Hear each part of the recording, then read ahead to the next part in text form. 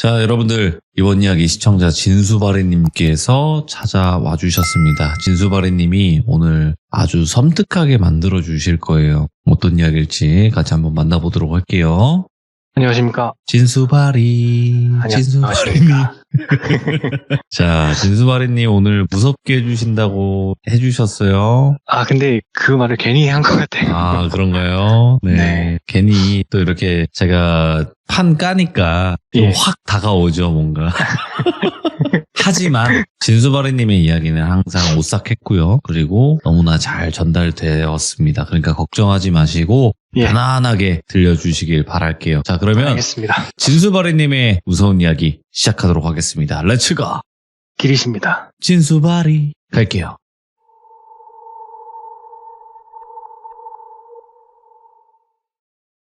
사람이 무서운 이야기고요, 오늘 이야기는. 오늘의 똘비는 제 친구의 동생의 지인이에요. 바로 시작을 해보자면 이 똘비가 성인이 됐을 때, 그러니까 이게 한 10년 조금 넘은 이야기예요. 보통 성인이 되면 의무 교육과 미성년자라는 그 커다란 족쇄에서 해방됐다는 생각에 고삐를 풀고 놀잖아요. 이 똘비도 20살이 되니까 남들과 같이 그런 해방감을 좀 느끼고 있었대요. 네. 친구들하고 뭐 주구장창 술집 다니고 여자친구들하고 같이 모여서 술도 마시고 게임도 하고 운전면허 딴 친구가 있어가지고 요 렌트카 차 하나 빌려가지고 뭐 여행도 가고 이렇게 좀 청춘을 한껏 즐기고 있는 시기였어요. 근데 대한민국 남자는 성인이 되면 엄청난 압박감을 하나 받는 게 있잖아요. 군입대 압박. 그래서 이 똘비도 그 압박을 좀 느끼고 있었대요.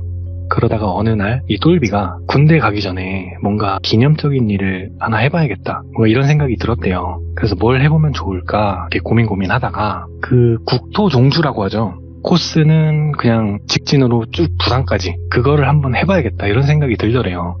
그래서 이것저것 뭐 알아보고 길도 알아보고 하다가 걸어갈까 아니면 자전거를 타고 갈까 이 고민이 조금 오래됐대요.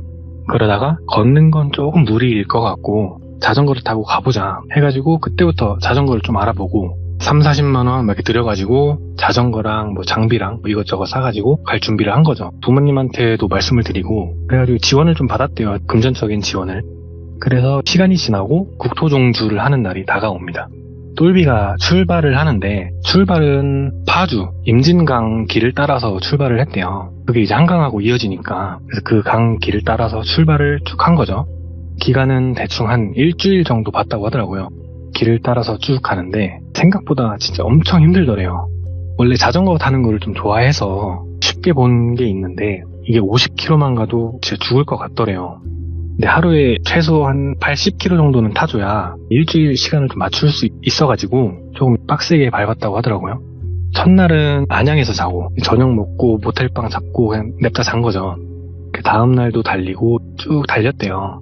근데 이게 위치를 좀 특정할 수가 있어서 며칠째라고 말씀은 안 드리고 이야기를 해볼게요. 그 며칠째에 이 똘비가 몸살이 좀 났대요. 매일 강행군을 펼치니까 몸병이 좀 난 거죠. 그래서 하는 수 없이 약을 먹고 좀 쉬어야겠다 해가지고 근처를 막 돌아보는데 여기가 좀 시골이래요. 이미 수도권은 한참 벗어났고 뭐가 없어요. 높은 건물이 없어요.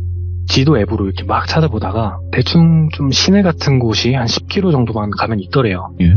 그래서 그쪽으로 향한 거죠. 거기 도착했을 때는 시간이 좀 어둑어둑해지고 저녁 먹을 시간이었대요. 똘비가 우선 밥을 먹고 근처 약국에 가서 약을 좀 샀대요. 뭐 자양강장제 뭐 이런 것도 사고 그리고 나와서 방을 좀 찾아보는데 이게 모텔이 안 보이더래요. 아니 어떻게 이렇게 모텔이 없을 수가 있나 하면서 막 돌아다녔대요. 근데 자전거를 타잖아요. 이게 나중에는 눈이 아프대요. 눈을 너무 많이 쓰니까 계속해서 상황이 바뀌는 걸 눈으로 계속 보다 보니까 그 에너지를 엄청 쓰나 봐요. 눈 에너지를. 그래서 몸도 아픈데 막 눈까지 아프니까 안 되겠다. 여관이나 뭐 이런 여인숙 이런 거 나오면 그냥 바로 들어간다 해가지고 이제 뭐 여관 여인숙 이런 간판을 찾으면서 돌아다닌 거예요. 그러다가 어느 순간 본인이 한 골목길에 있더래요. 골목인데 좀 특이한 게 한쪽은 주택이고 한쪽은 상가더래요. 근데 그 상가에 있는 가게들이 그 간판이 없더래요. 하다못해 뭐 돌비 상회라든지 돌비 이발소 네. 오래됐어도 뭐 이런 간판들이 있어야 되는데 그런 게 없더라는 거예요. 그 똘비가 여긴 뭐 하는 데지? 생각만 하고 그냥 지나갔대요. 근데 그 골목 중간 지나서 조금 더 갔을 때 여관인가 싶은 이름의 가게가 하나 있더래요. 뭐 이름을 밝힐 순 없지만 뭐 예를 들어서 똘비장 뭐 이런 느낌이었대요. 그래서 숙박업소인가? 하고 그쪽으로 다가간 거죠. 가서 문을 열려고 보니까 그냥 뭐 철문 하나 있더래요. 그래서 문을 열었더니 안에서 오래된 숙소 보면 곰팡이 냄새처럼 쾌쾌한 냄새 있잖아요. 그런 냄새가 푹 나더래요. 그래서 여긴 좀 아닌가? 하는데 지금 뭐 찬밥 더운밥 가릴 때가 아니잖아요. 똘비가 일단 안으로 들어갔대요. 자전거를 자물쇠 묶어놓고. 근데 들어갔는데 구조가 들어가자마자 복도인데 왼쪽에는 카운터가 있고 오른쪽은 벽이에요. 카운터를 지나쳐서 복도가 쭉 이어지는데 양 옆으로 그 방이 있는 거죠. 똘비가 이렇게 안으로 들어갔더니 화장을 좀 진하게 한 아줌마가 카운터 방에서 일어나시더니 좀 약간 당황한 얼굴로 숙박하려고요? 이렇게 묻더래요. 그래서 네, 얼마예요? 라고 물었더니 3만 원만 줘요. 이렇게 답을 하더래요. 그래서 네 하고 지갑에서 3만 원을 꺼내서 줬대요. 그러니까 길다란 뭐 달린 열쇠 있잖아요. 모텔 열쇠 같은 거. 그거랑 일회용품 들은 주머니 뭐 이런 거 하나를 주더래요. 그래서 근데 몸이 안 좋아 보이는데 병원 안 가봐도 돼요? 뭐 이렇게 묻더래요. 그러더니 그냥 왼쪽 저기 끝방 쓰면 돼요 하시길래 그냥 감사하다 대답하고 왼쪽 끝방으로 걸어갔대요. 손잡이를 돌려서 끼익 하고 들어갔는데 그냥 온돌방 있잖아요. 구석에 이불 개져 있고 화장대 낮은 거 하나 있고 거울 하나 있고 그리고 좀 작은 화장실 하나 있고 그래서 이게 어디냐 하면서 들어갔는데 그 곰팡이 냄새가 진짜 너무 심했대요. 그래서 뭐 일단 쉬어야 되니까 대충 씻으려고 화장실 들어가서 씻는데 수압이 너무 약하더래요. 물이 막 졸졸졸졸 나오고 그나마 찬물로 하면 조금 나오긴 하는데 하는 수 없이 찬물로 스피드 샤워를 하고 수건도 찝찝하니까 본인이 가져온 수건 하나를 꺼내서 그걸로 대충 몸을 닦고 누웠대요. 피곤하기도 하고 이제 몸살 기운도 있고 그냥 기절하듯이 잠에 들었대요. 잠에 들었는데 이게 꿈인지 현실인지 모르겠는데 뭔가 딱딱딱딱 하는 소리가 좀 규칙적으로 들리더래요. 그래서 이게 뭔 소린가 하는 생각에 잠에서 딱 깬 거예요. 잠에서 깨가지고 가만히 눈을 뜨고 있는데 이게 옆방 쪽에서 딱딱딱딱 이런 소리가 계속 들리더래요. 그래서 옆방인가 보다 해가지고 옆방 쪽 벽에다가 노크를 똑똑똑 했대요. 뭐 조용히 해달라 뭐 이런 뜻으로 한 거죠. 이렇게 똑똑똑 했더니 딱딱딱 하던 게 딱 끊기더래요. 그래서 다행이다 해가지고 다시 불 끄고 누웠대요. 근데 눕자마자 이번에는 슥슥슥슥 탁 슥슥슥 탁 약간 이런 소리가 계속 들리더래요. 대체 뭐 하는 거지? 순간 짜증이 확 나더래요. 아무리 돈 내고 자기 방에서 뭘 하든 자기 마음이지만 에티켓이라는 게 있고 매너라는 게 있잖아요. 그래서 몸도 아픈데 이 소리가 계속 신경까지 건드리니까 다시 그 벽에 대고 이번에는 노크라기보다는 주먹으로 쿵쿵쿵 이렇게 쳤대요. 치고 이렇게 좀 숨 죽여서 소리를 들어봤대요. 그러니까 조용해지더래요. 그래서 이제 좀 자야겠다 싶어가지고 다시 누웠는데 문 밖에서 끼쾅 하는 소리가 들리더니 그 슬리퍼 끄는 소리 있잖아요. 그 소리가 나다가 똘비 방 앞에서 노크 소리가 들리더래요. 그래서 옆방인가? 하고는 문 앞으로 다가갔대요. 누구세요? 하고 물었더니 문 너머에서 주인이에요 이러시더래요. 그래서 주인 아줌마구나 해가지고 문을 열었대요. 그랬더니 그 주인 아주머니가 문 바로 앞에 이렇게 서 있는데 똘비가 왜 그러세요? 하고 물었대요. 찾아온 이유가 있을 거니까. 근데 그냥 빤히 보기만 하더래요. 그래서 한 번 더 물었대요. 왜 그러시냐고. 그러니까 그 아주머니가 방에서 뭐 해요? 이러시더래요. 그래서 아니 뭐 하는 거 없는데 이렇게 답했더니 그래요?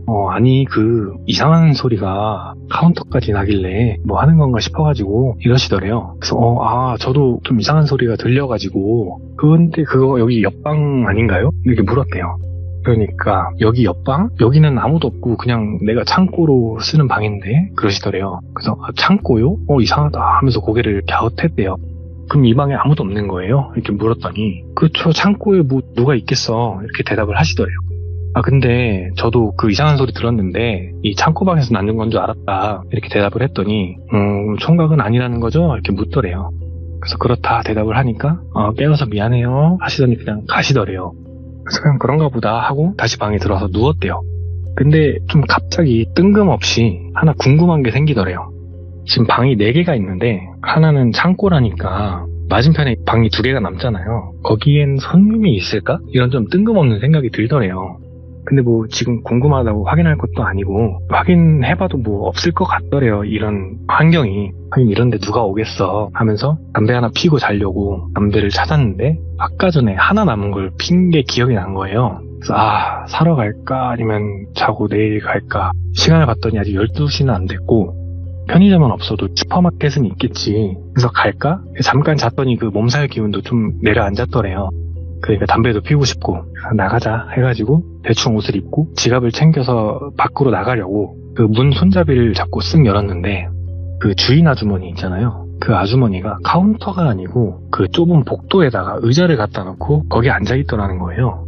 똘비가 좀 놀라가지고 헉 하는데 그 아주머니가 어디 가요? 이렇게 묻더래요. 그래서 담배 좀 사려고 슈퍼 가려고 한다 그랬더니 그 아주머니가 담배 그거 그냥 우리 가게에서 사면 되지 하더니 카운터로 가서 디스 있잖아요. 디스 깜 말고 팩 비닐팩 그거 한 갑을 가져오시더니 2,000원만 줘요 이러시더라는 거예요. 똘비는 그때 당시에 디스를 안 폈거든요. 그래서 저 따로 피는 담배가 있어서 그거 사러 그냥 다녀오겠다. 혹시 슈퍼 근처에 있냐 이렇게 여쭤본 거예요.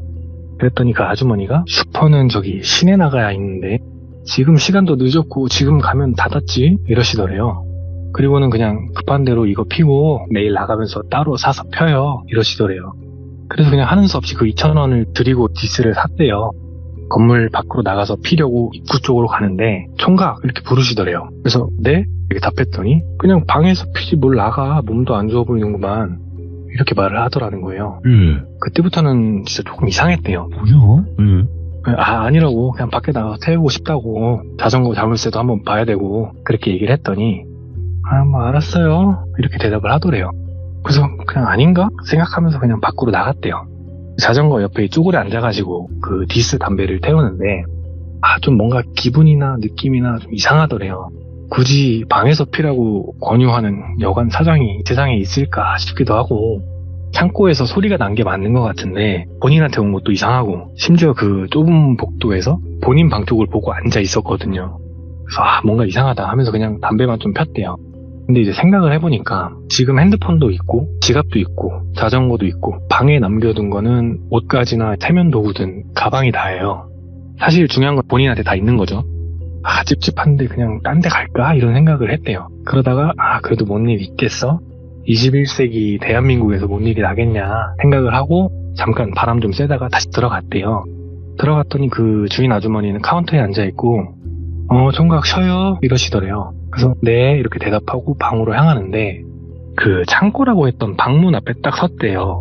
근데 여기가 진짜 창고가 맞나? 그냥 뜬금없이 그 문을 열어보고 싶었대요. 그때 당시. 그래서 정말 충동적으로 그 문 손잡이를 잡고 돌렸대요. 그러니까 열리더래요. 열리네? 하면서 당기는데 안에서 좀 다급한 그런 발소리가 들리면서 똘비가 잡아당기면서 살짝 열렸던 문이 쾅 하고 닫힌 거예요. 똘비가 깜짝 놀라가지고 어우씨 하면서 뒤로 좀 물러났대요. 그러니까 그 소리를 들었는지 주인 아주머니가 막 헐레벌떡 카운터에서 나와가지고 똘비 옆으로 온 거예요.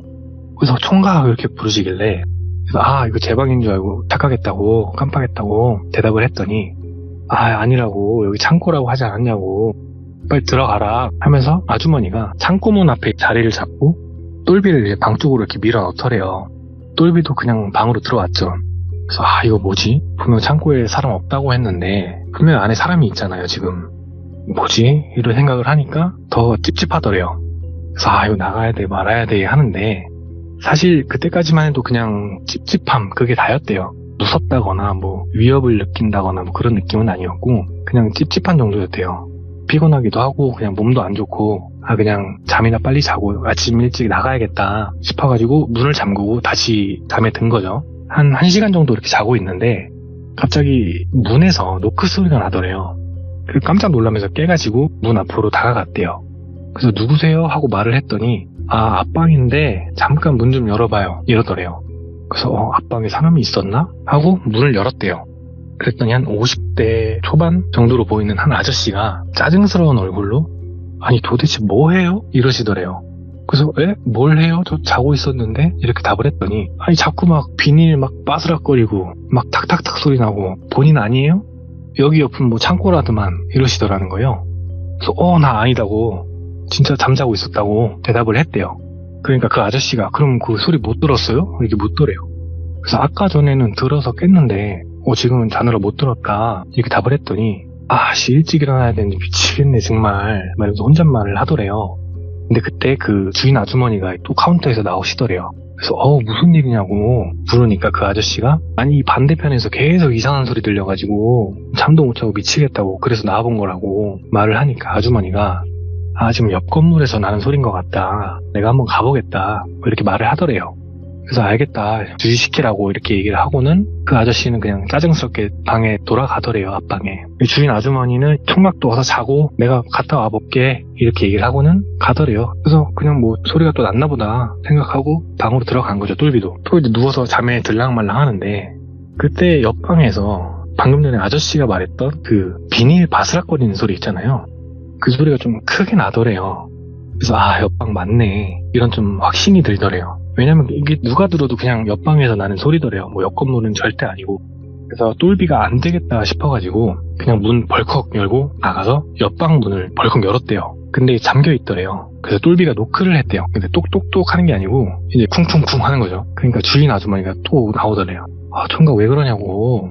그 똘비가 아주머니 여기 문 한 번만 열어주세요. 아무리 들어도 소리 여기서 나는 것 같으니까 한번 열어서 확인만 좀 시켜주세요. 이렇게 얘기를 했더니 그 아주머니가 여기 그 문이 잠겼는데 키가 지금 그 바깥 양반이 들고 나가서 없어요. 이렇게 얘기를 하더래요. 근데 아까 분명히 문 열렸었잖아요. 그래서 똘비가 아줌마 아까 여기 문 열려 있었어요. 근데 안에서 이거 누가 잠근 것 같아요. 이렇게 말을 했대요. 이제는 좀 찝찝한 건 찝찝한 건데 짜증이 좀 나더래요. 소리가 계속 나니까. 그래서 짜증스럽게 열어달라 요청을 했는데 그 아줌마는 못 연다. 키가 없다. 계속 그러더래요. 그래서 안에서 계속 소리 들려가지고 못 자겠다 대답을 했더니 일단 들어가서 쉬고 있으면 내가 키 받아와서 열어보겠다 이렇게 얘기를 하더래요. 근데 그 말을 하는 게 빨리 그냥 들여보내려는 듯한 느낌이더래요. 그래도 뭐 주인이 그렇다는데 할 수 있는 건 없잖아요. 그래서 그냥 방으로 들어갔대요. 근데 방에 딱 들어갔는데 똘비 눈에 뭐가 딱 들어온 거예요. 그게 뭐냐면 창문. 그러니까 방문을 마주보는 창문이 하나 있었대요. 그래서 창문이 있었네 하면서 창문 쪽으로 다가가서 창문을 이렇게 열었대요. 그러니까 보이는 게 도시가스통 있고 되게 좁은 골목 있잖아요. 그런 골목이더래요. 이거 옆방에도 창문이 있겠지? 이런 생각이 든 거예요. 그래서 이거 문으로 나가면 또 아줌마가 말 걸고 할 것 같으니까 창문으로 나가서 한번 창문을 보자. 그래서 그냥 신발을 가져와가지고 신발 신고 창문을 넘은 거예요. 최대한 소리가 안 나게 천천히 옆방 쪽으로 갔더니 똑같은 자리에 똑같은 크기의 창문이 있더래요. 그래서 여기로 보면 되겠다 해가지고 창문 쪽으로 이제 까치발 서가지고 이렇게 쑥 보는데 그 반투명한 시트지 있잖아요. 창문에 그게 붙어 있으니까 안이 안 보였대요. 근데 그 시트지가 창문 구석까지 이렇게 딱 붙어 있는 게 아니고 구석에 살짝 틈이 있는 거예요. 그래서 그쪽으로 해가지고 이렇게 안을 살펴보는데 안에 좀 은은하게 불빛이 켜져 있더래요. 그래서 창고가 맞나 하면서 보는데 구조는 본인이 있던 그 방하고 같은 것 같고 물건이 좀 있는 걸 보니까 창고로 쓰는 것 같기는 했대요. 근데 그때 뭔가 검은 게 슥 보이는데 움직였대요. 그래서 사람인가? 하고 자세히 살펴보는데 화장실 있잖아요. 거기서 한 사람이 똘비가 본 대로 표현을 하자면 사람이 상체를 숙인 상태로 뒷걸음질로 화장실에서 나오더래요. 그래서 뭐지? 사람이 있네? 하는데 무섭더래요. 그때부터 이거 도망가야 되나? 하는데 그 화장실에서 나온 사람이 방의 한 중앙 정도까지 뒷걸음질로 오더니 갑자기 허리를 쭉 피더래요. 그리고는 다시 화장실로 향하더래요. 그래서 뭘 한 거지? 하면서 방 중앙 쪽을 쓱 보는데 처음엔 없던 되게 뭔가 까만 뭔가가 놓여 있더래요. 그러니까 사람이 화장실에서부터 뭘 끌고 나온 것 같은 거죠. 똘비가 보기로는. 저게 뭘까? 이렇게 막 무서우니까 이런저런 생각이 막 드는데 아닌가? 뭐 이런 생각도 들고 저게 뭐지? 막 알아내려고 뚫어져라 보는데 방에 있던 사람이 화장실에서 또 나오더래요. 그리고는 손에 비닐봉지 같은 걸 쥐고 있었는데 그걸 방 안으로 이렇게 툭 던져놓더니 주머니에서 담배 하나를 꺼내가지고 입에 물더니 불을 붙이더래요. 그때까지만 해도 이게 어둡고 역광이라 그 사람이 잘 보이진 않았는데 라이터 불빛 때문에 그 사람 얼굴이 잠깐 보인 거예요. 봤더니 그냥 한 40대? 40, 50대 정도 돼 보이는 남자더래요. 근데 문제는 그 얼굴에 뭔가 묻어 있더래요. 물은 아니고 이게 빨간 건지 까만 건지는 모르겠는데 아무튼 뭔가가 묻어 있더래요.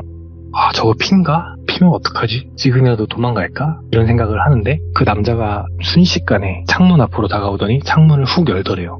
그래서 너무 깜짝 놀라가지고 뒤를 돈 채로 바닥에 주저앉은 거예요.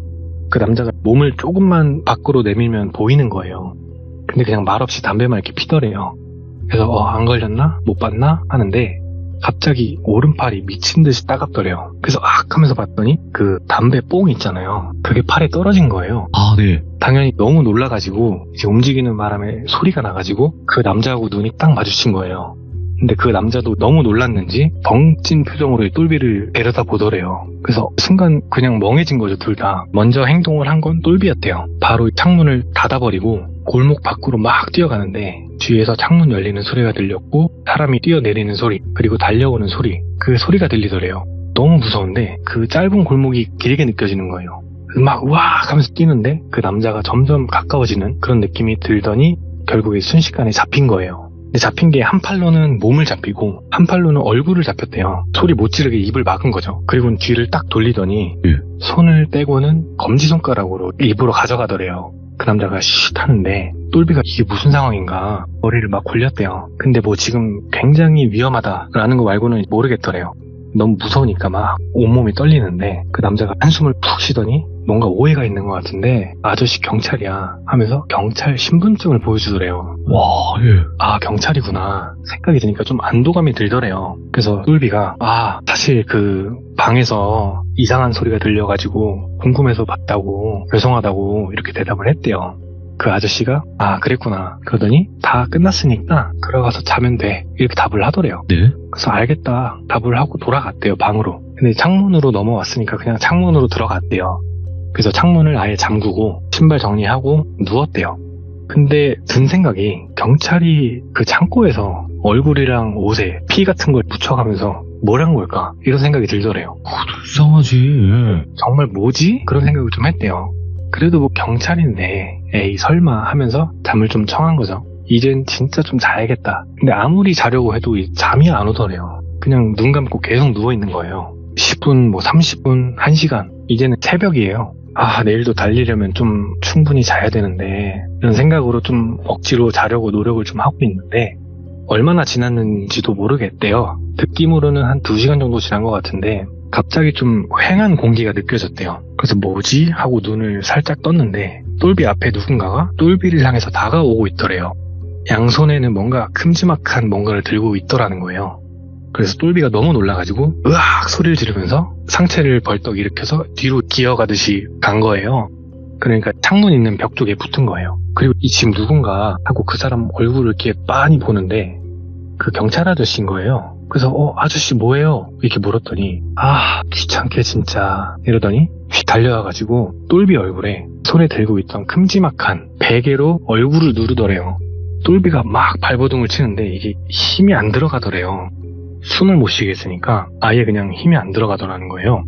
근데 그때 문이 벌컥 열리면서 잠 좀 자자고요 하는 목소리가 들렸는데 그게 아까 그 똘비 앞방에 있던 아저씨 있잖아요. 그 목소리가 근데 딱 끊기더니 당신 뭐야? 하더니 막 달려오더래요. 예. 그러면서 그 경찰 아저씨하고 몸싸움을 막 시작을 하는데 똘비가 막 놀라가지고 우왕좌왕 하는데 도움이라도 좀 줘야겠다 싶어가지고 뒤에서 그 경찰이라고 했던 아저씨 있잖아요. 로우킥을 찼대요. 한 3-4번 정도를 찼대요. 그러니까 그 경찰이 두 사람을 밀치면서 옆으로 몸을 휙 피하더니 점퍼 주머니에서 작은 칼을 하나 꺼내더래요. 그러더니 오면 죽인다, 죽여버릴 거야, 오지마, 다가오지마 하면서 그대로 똘비 방을 나가더래요. 그래서 똘비가 너무 무서우니까 안 되겠다 해가지고 가야겠다.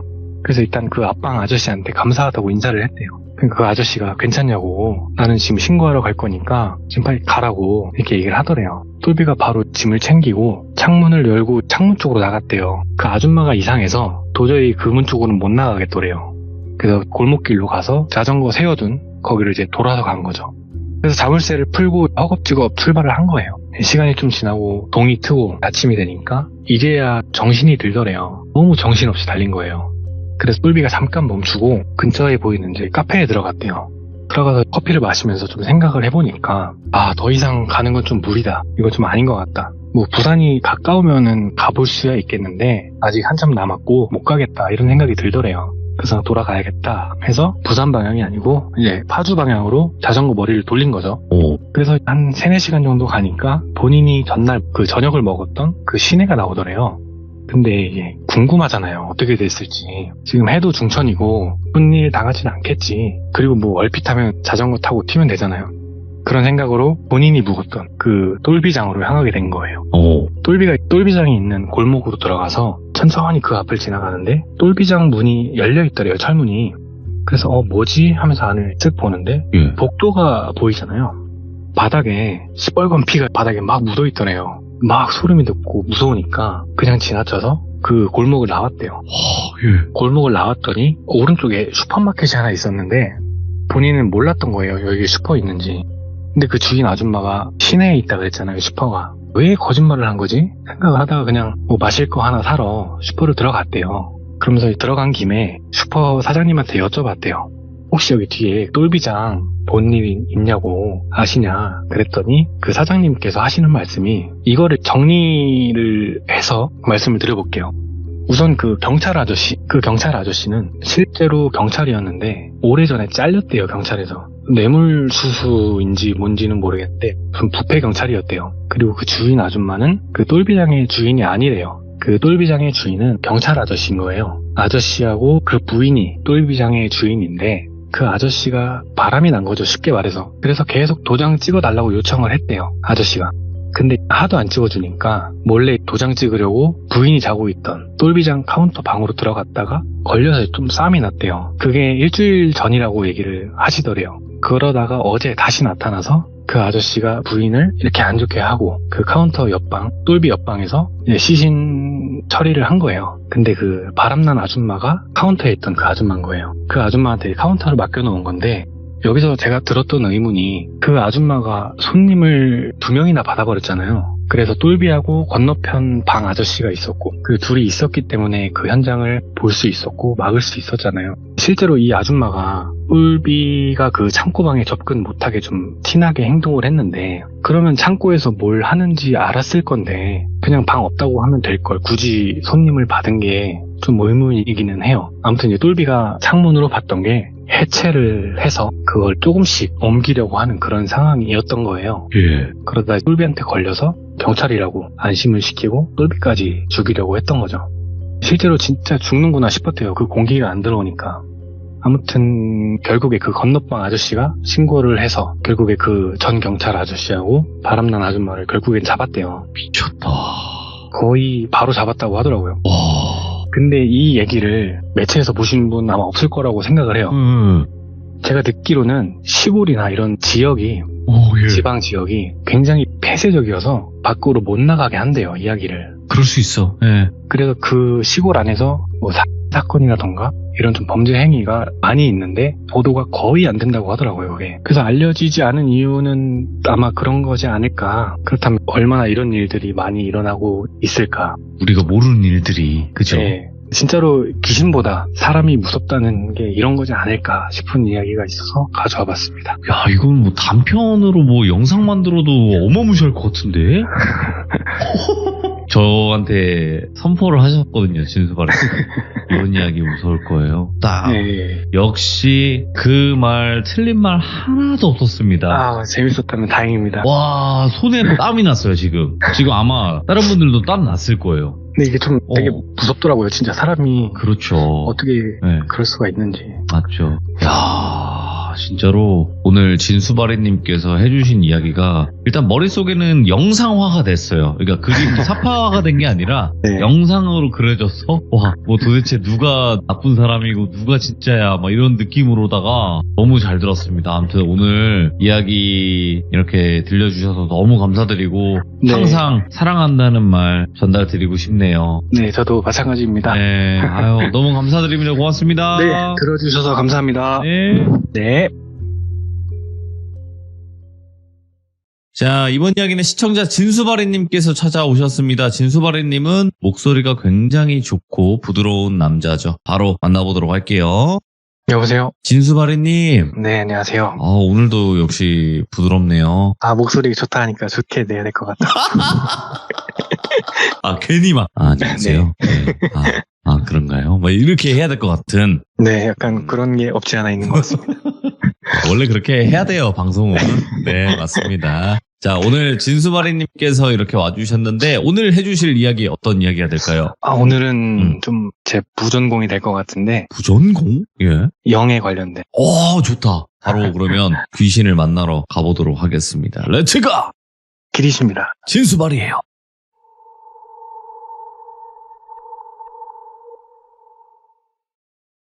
시기는 대략 6, 7년 전쯤으로 거슬러 올라가고요. 이 시기에 20대 후반에 똘비라고 하는 남성이 있었어요. 이 똘비는 그냥 평범하게 중소기업 다니면서 건전하게 취미 활동하고 뭐 그냥 특별하지도 못나지도 않은 그냥 평범한 직장인이에요. 이야기 시작은 한 연휴에 시작이 되는데요. 똘비가 평소에 리그 오브 레전드라는 게임을 참 즐겨 했어요. 야, 진짜 많이 한다, 그 게임. 네. 특히 태훈이라고 하는 한 친구하고 PC방에서 막 밤을 새가면서 열심히 하던 시기였는데, 연휴 시작 전날 일을 마치고 이 세훈이랑 만나서 저녁을 먹고 커피도 한잔하고 했다가 PC방을 간 거예요.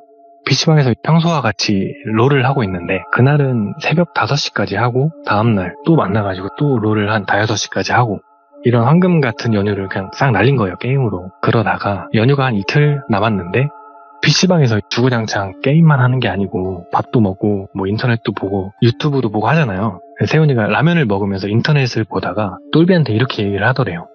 롤도 지겹다. 뭐 할 만한 거 없나? 이렇게 물었더니 똘비도 마침 좀 지겹더래요, 게임이. 그래서 생각이 난 게 좀 신선한 공기를 마시면 좋겠다 해가지고 산 많고 공기 좋은 그런 곳을 좀 찾아보고 있었대요. 그러다가 세훈이가 야, 우리 낚시 한번 가볼래? 이렇게 묻더랍니다. 근데 사실 똘비는 낚시를 왜 하는지 이해하지 못하는 사람이에요. 그걸 대체 무슨 재미로 해? 약간 이런 거죠. 게다가 지금 날씨에 낚시를 한다는 건 상상도 안 되더래요. 왜냐하면 이때가 바닥에 침을 뱉으면 그 침이 얼음이 돼서 떨어질 정도로 추웠다고 하더라고요. 그 세훈이한테 야 무슨 이 날씨에 낚시냐, 그냥 시원한 곳 가서 드라이브나 하면 좋겠는데 라고 답을 했더니 세훈이가 야 이거 봐봐 하면서 웬 유튜브 영상 하나를 보여주는데, 그 얼음 낚시 있잖아요. 구멍 내서 하는 거. 그거를 보여주더래요. 똘비가 이렇게도 낚시를 하는구나 생각을 하고, 근데 뭐 그렇게 썩 땡기지는 않았대요. 낚시를 별로 안 좋아하니까. 근데 또 친구가 막 가자고 쪼르지는 않는데, 오래 보면 표정만 봐도 알잖아요. 그 친구가 원하는데 그래 한번 가보자 했대요. 낚시라는 행위를 대체 왜 그렇게들 빠져서 하는지 좀 궁금하기도 했고, 갈만한 곳을 좀 알아봤대요. 그러다가 한 낚시터를 찾았는데 거기가 괜찮아 보였대요. 뭘 보고 괜찮아 보였냐? 그 방가로라고 하죠, 방갈로. 네. 낚시터에 설치하는 작은 방 같은 거. 그 방갈로가 있었대요. 그래서 그 방갈로에 짐을 풀고 안에서 좀 놀다가 컵라면도 하나 까먹고 뭐 이런 걸 상상한 거죠, 낚시보다는. 그래서 갈래 말래 하다가 낚시터에 전화해서 예약을 하고 바로 출발을 했다고 하더라고요. 이때 시간이 밤 8시쯤이었고 세훈이가 차가 있어서 세훈이 차를 타고 쭉 가는데 신나잖아요. 그 어두운 밤에 이 둘이 사는 곳보다는 비교적 시골로 놀러 가는 거니까 차도 없고 음악을 크게 들으면서 쭉 갔대요. 그러다가 시간이 좀 지나고 10시 조금 안 돼서 도착을 한 거예요. 근데 이 도착 시간이 1분 미만으로 남아서 어디로 빠져야 되지 하면서 천천히 내비를 보는데 내비가 자꾸 경로를 재탐색합니다 라면서 바뀌더래요. 그러다가 천천히 가는데 저 앞쪽에 그 길가에 세워놓는 간판 같은 거 하나 있잖아요. 그런 게 세워져 있더래요. 똘비 낚시터 해가지고. 그래서 저긴가? 해가지고 천천히 그 간판 옆길로 빠졌대요. 좁은 오프로드 길을 천천히 가는데 작게 똘비 낚시터라는 간판이 또 있고 그 아래 음악하고 상향등을 꺼달라는 문구가 이렇게 적혀 있더래요. 그래서 천천히 가면서 음악도 끄고 상향등도 끄고 이렇게 해서 천천히 내려갔대요. 가다 보니까 네. 그 1층짜리 건물이 하나 보이더래요. 그래서 저긴가 보다 해가지고 그 앞에 주차장에 차를 세우고 내렸대요. 그래서 그 건물 입구 쪽으로 쓱 가는데 한 할아버지 분께서 그 유리 미닫이 문을 쓱 열면서 건물 밖으로 나오더래요. 그래서 안녕하세요 인사를 했더니 하면서 똘비랑 세훈이를 빤히 보더래요. 세훈이가 아까 그 예약 전화드렸었는데 라고 말을 하니까 그 할아버지가 낚시터? 이렇게 묻더래요. 그래서 네 아까 전화드렸다고 그랬더니 그래요. 방은 저기 4번 쓰면 되고 뭐 필요한 거 있나? 이렇게 얘기를 하더래요. 똘비랑 세훈이는 몸만 왔거든요. 그래서 세훈이가 얘기를 한 거죠. 저희 그 낚싯대 2개랑 미끼랑 뭐 저희 먹을 라면 같은 거 좀 타려고 한다. 이렇게 얘기를 하니까 그 할아버지가 손가락으로 본인이 나왔던 그 유리문을 가리키더래요. 그래서 네 하면서 그 안으로 들어갔죠. 가게마다 좀 다르겠지만 여기는 진짜 낚시 관련된 용품하고 컵라면, 믹스커피 이렇게밖에 없더래요. 낚싯대는 빌려 쓰는 건데 이거랑 그 미끼 구더기랑 컵라면이랑 방가로 사용비 해가지고 얼마예요? 이렇게 물었더니 그 할아버지가 5만 원만 줘요 이렇게 답을 하더래요. 그래서 알겠다 하고 카드를 꺼내 이러는데 할아버지가 현금, 우리 현금만 되는데 이렇게 얘기를 하더래요. 그래서 현금이요? 하면서 내가 현금이 있었나 주섬주섬 지갑을 꺼내서 보니까 다행히 안에 5만 원짜리가 하나 있더래요. 그래서 계산을 하고 댓글을 따라서 4번 방가로라고 했던 그 4번 방가로로 향합니다. 거기 이제 들어가서 자리를 잡은 거예요. 대충 짐 던져놓고 바로 낚싯대에다가 미끼를 끼고, 근데 이미 누가 낚시를 많이 했는지 구멍이 많이 나 있더래요. 똘비는 낚시를 잘 모르는데 세훈이는 몇 번 다녀봤는지 좀 능숙하게 낚싯대 놓고 이렇게 잘 하더래요. 똘비도 세훈이 따라서 낚싯바늘 집어넣고 데크에 좀 걸터 앉았대요. 그리고 가만히 보고 있었대요. 근데 10분, 20분 이렇게 시간이 지나도 입질이 안 오더래요. 야, 물고기들도 다 자나보다 하는데 옆에서 세훈이가 야, 그러게 뭐 이렇게 소식이 없냐 하면서 낚싯대를 이렇게 들더래요. 똘비도 따라서 낚싯대를 들고 보니까 구더기도 그대로 걸려 있더래요, 미끼가. 야, 여기 고기 없는 거 아니냐 하면서 다른 구멍에 넣은 거죠. 낚싯대 대충 고정해놓고 방 안으로 들어갔대요. 입질 오면 바로 튀어나간다 하면서 엉덩이는 방 안에 안고 다리는 밖으로 뺀 그 자세로 가만히 보다가 지루하잖아요. 그래서 핸드폰을 들고 보는데 뭔가 나른하면서 잠이 좀 오더래요. 똘비가 뭔 낚시냐 이 날씨에 나는 그냥 잠이나 좀 잘난다 하더니 그냥 발라당 누워버린 거예요. 그러다가 잠이 들었다가 잠에서 딱 깼는데 본인이 무슨 꿈을 꿨대요. 근데 되게 좀 찝찝하고 좀 기분이 나쁜 꿈을 꿨더라는 거예요. 그래서 뭔 이런 개꿈을 꾸나 하면서 옆을 쓱 봤는데 세훈이도 약간 웅크려서 누워가지고 자고 있더래요. 근데 이제 숨을 쉬는데 막 이런 식으로 웃는 것도 아니고 우는 것도 아닌 듯한 그런 좀 기괴한 소리를 내더래요. 너무 놀라가지고 세훈이를 막 흔들어 깨웠대요. 야, 너 왜 그래 무섭게 그러면서 막 흔드니까 하면서 깨더래요 갑자기. 그러더니 야 가자 이 말만 딱 하고는 곧바로 그 짐 풀었던 걸 다시 막 싸더니 들고 나가려고 하더래요. 똘비가 왜 뭔데 왜 그러는데 계속 물었는데 대답도 없고 하니까 그냥 세훈이 뒤따라서 나간 거죠. 데크를 빠르게 건너고 차까지 도착해서 이제 차에 딱 탔대요. 그러니까 똘비가 야 뭔데 말을 해봐 그랬더니 일단 가자 하면서 차키를 이렇게 돌리는데 그 드르릉 소리만 나고 시동이 안 걸리더래요. 겨울에 그런 차 있잖아요. 그래서 또 이러네 하면서 신경질적으로 계속 시동을 거는데 밖에서 들으면은 엔진 소리가 꽤 크잖아요. 그거를 들은 건지 처음 도착했던 그 건물에서 할아버지가 나오시더래요. 그러면서 운전석 세훈이 옆에 와서 창문을 이렇게 두드리더래요. 똑똑. 그러니까 세훈이가 쓱 보더니 미치겠네 막 이러면서 혼잣말을 하는데 똘비가 궁금하잖아요. 왜 이러나 대체. 야, 말 좀 해봐 왜 그러는데. 그러니까 세훈이가 저 할아버지 우리 여기 온 뒤로 우리 계속 쳐다보고 있었던 거 알아? 이러더래요. 그게 무슨 말이야 우리를 계속 쳐다보고 있었다니. 그러니까 세훈이가 우리를 계속 보고 있었다고. 걸어갈 때, 낚시할 때, 누워있을 때, 차 타러 올 때도 쭉 보고 있었다는 거예요.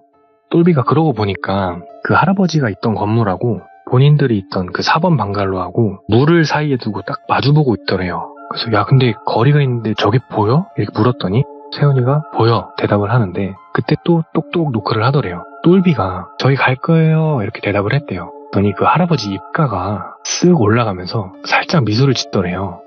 그러면서 걸음을 좀 옮기더니 이번에는 운전석 뒷자리 창문을 똑똑하고 노크를 하더래요. 똘비가 짜증이 나니까 갈 거라고요 하면서 소리를 좀 쳤대요. 그랬더니 이번에는 약간 막 흐흐흐흐 웃을 때처럼 미소가 좀 짙어지더래요. 그리고는 트렁크 뒤쪽으로 돌아서 이번엔 똘비가 앉아있는 조수석 뒷자리 창문을 똑똑 노크를 하더래요. 그러니까 똘비가 이 할아버지 진짜 왜 이래 하면서 문을 열려고 하는데 세훈이가 똘비 어깨를 탁 잡더래요. 그러더니 말없이 고개를 이렇게 젓더래요 급하게. 그리고는 그 조수석 뒷자리 쪽을 보면서 저희 갈게요 했더니 그 할아버지 입이 진짜 귀에 걸릴 것처럼 찢어지더래요 쭉. 너무 무서워가지고 똘비가 진짜 뭐야 진짜 왜 이러는데 하는데 그때 시동이 걸린 거예요. 그래서 정말 뒤도 안 보고 그냥 바로 출발을 해버린 거죠. 그래서 와 살았다 하면서 대체 뭐였냐 여기 뭐냐 막 하는데 세훈이가 나 꿈에서 저 할아버지 나왔다고 그러면서 이야기를 해주는데 꿈에서 세훈이가 저 할아버지가 됐대요. 그래서 뭐지? 이게 무슨 상황이지 하는데 차가 한 대 오더래요. 소리가 들리더래요. 그래서 나가봤더니 본인하고 똘비가 차에서 내려서 아까 전에 본인이 했던 그 대화들이 쭉 이어지더래요. 예. 근데 자기도 모르게 계속 그 둘을 쳐다보고 있더래요. 그러면서 하는 얘기가 내가 꿈에서 분명히 느낀 감정이 왜 이렇게 죽이고 싶지? 이런 생각이 계속 들었다는 거예요.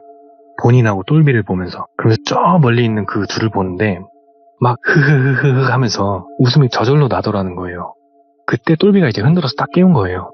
그래서 이게 꿈이든 뭐든 너무 찝찝해서 안 되겠다고, 저기 있으면 저 뭔 일 날 것 같아서 이렇게 바로 나온 거다, 이렇게 얘기를 하더래요. 똘비도 좀 무섭고 하니까 그냥 아무 말 없이 차를 타고 쭉 갔대요. 그러다가 한 터널이 나왔는데 터널이 중간중간에 좀 고장난 전등이 있어가지고 꽤 어둡더래요. 근데 터널을 쭉 가는데 터널이 좀 많이 길더래요. 이렇게 긴 터널이 있었나? 이렇게 생각을 하는데 갑자기 똘비 옆에서 똑똑한 노크 소리가 들리더래요. 너무 깜짝 놀라가지고 어우씨 하면서 옆을 딱 봤더니 그 입이 귀까지 찢어진 할아버지 얼굴이 창문을 통해서 똘비를 보고 있더래요. 그래서 막 으악 하면서 뒤집어진 거죠. 막 소리 지르면서 뭐냐고. 똘비가 막 창문을 주먹으로 막 치면서 떨어지라고 하는데 그 상황에 세훈이가 악셀을 막 밟았대요. 엄청 빠르게 달린 거죠. 그러다가 어느 순간 터널을 훅 하고 통과한 거죠. 그러고 보니까 할아버지는 없어졌더래요. 그래서 와, 이게 진짜 무슨 일이냐 하면서 진짜 혼이 나간 채로 어찌저찌 집 근처로 왔대요. 다행히 그 뒤로는 할아버지가 보이진 않았다고 하더라고요. 집 근처에 도착해서 보니까 한 새벽 3시 정도 돼가고 이대로 집에 들어가면 무서워서 잠 못 자겠다, 우리 해 뜰 때까지 PC방 있자 해가지고 PC방으로 갔대요. PC방 가서 자리에 앉고 컴퓨터 이것저것 하는데 세훈이가 핸드폰을 꺼내서 막 보더니 이러더래요.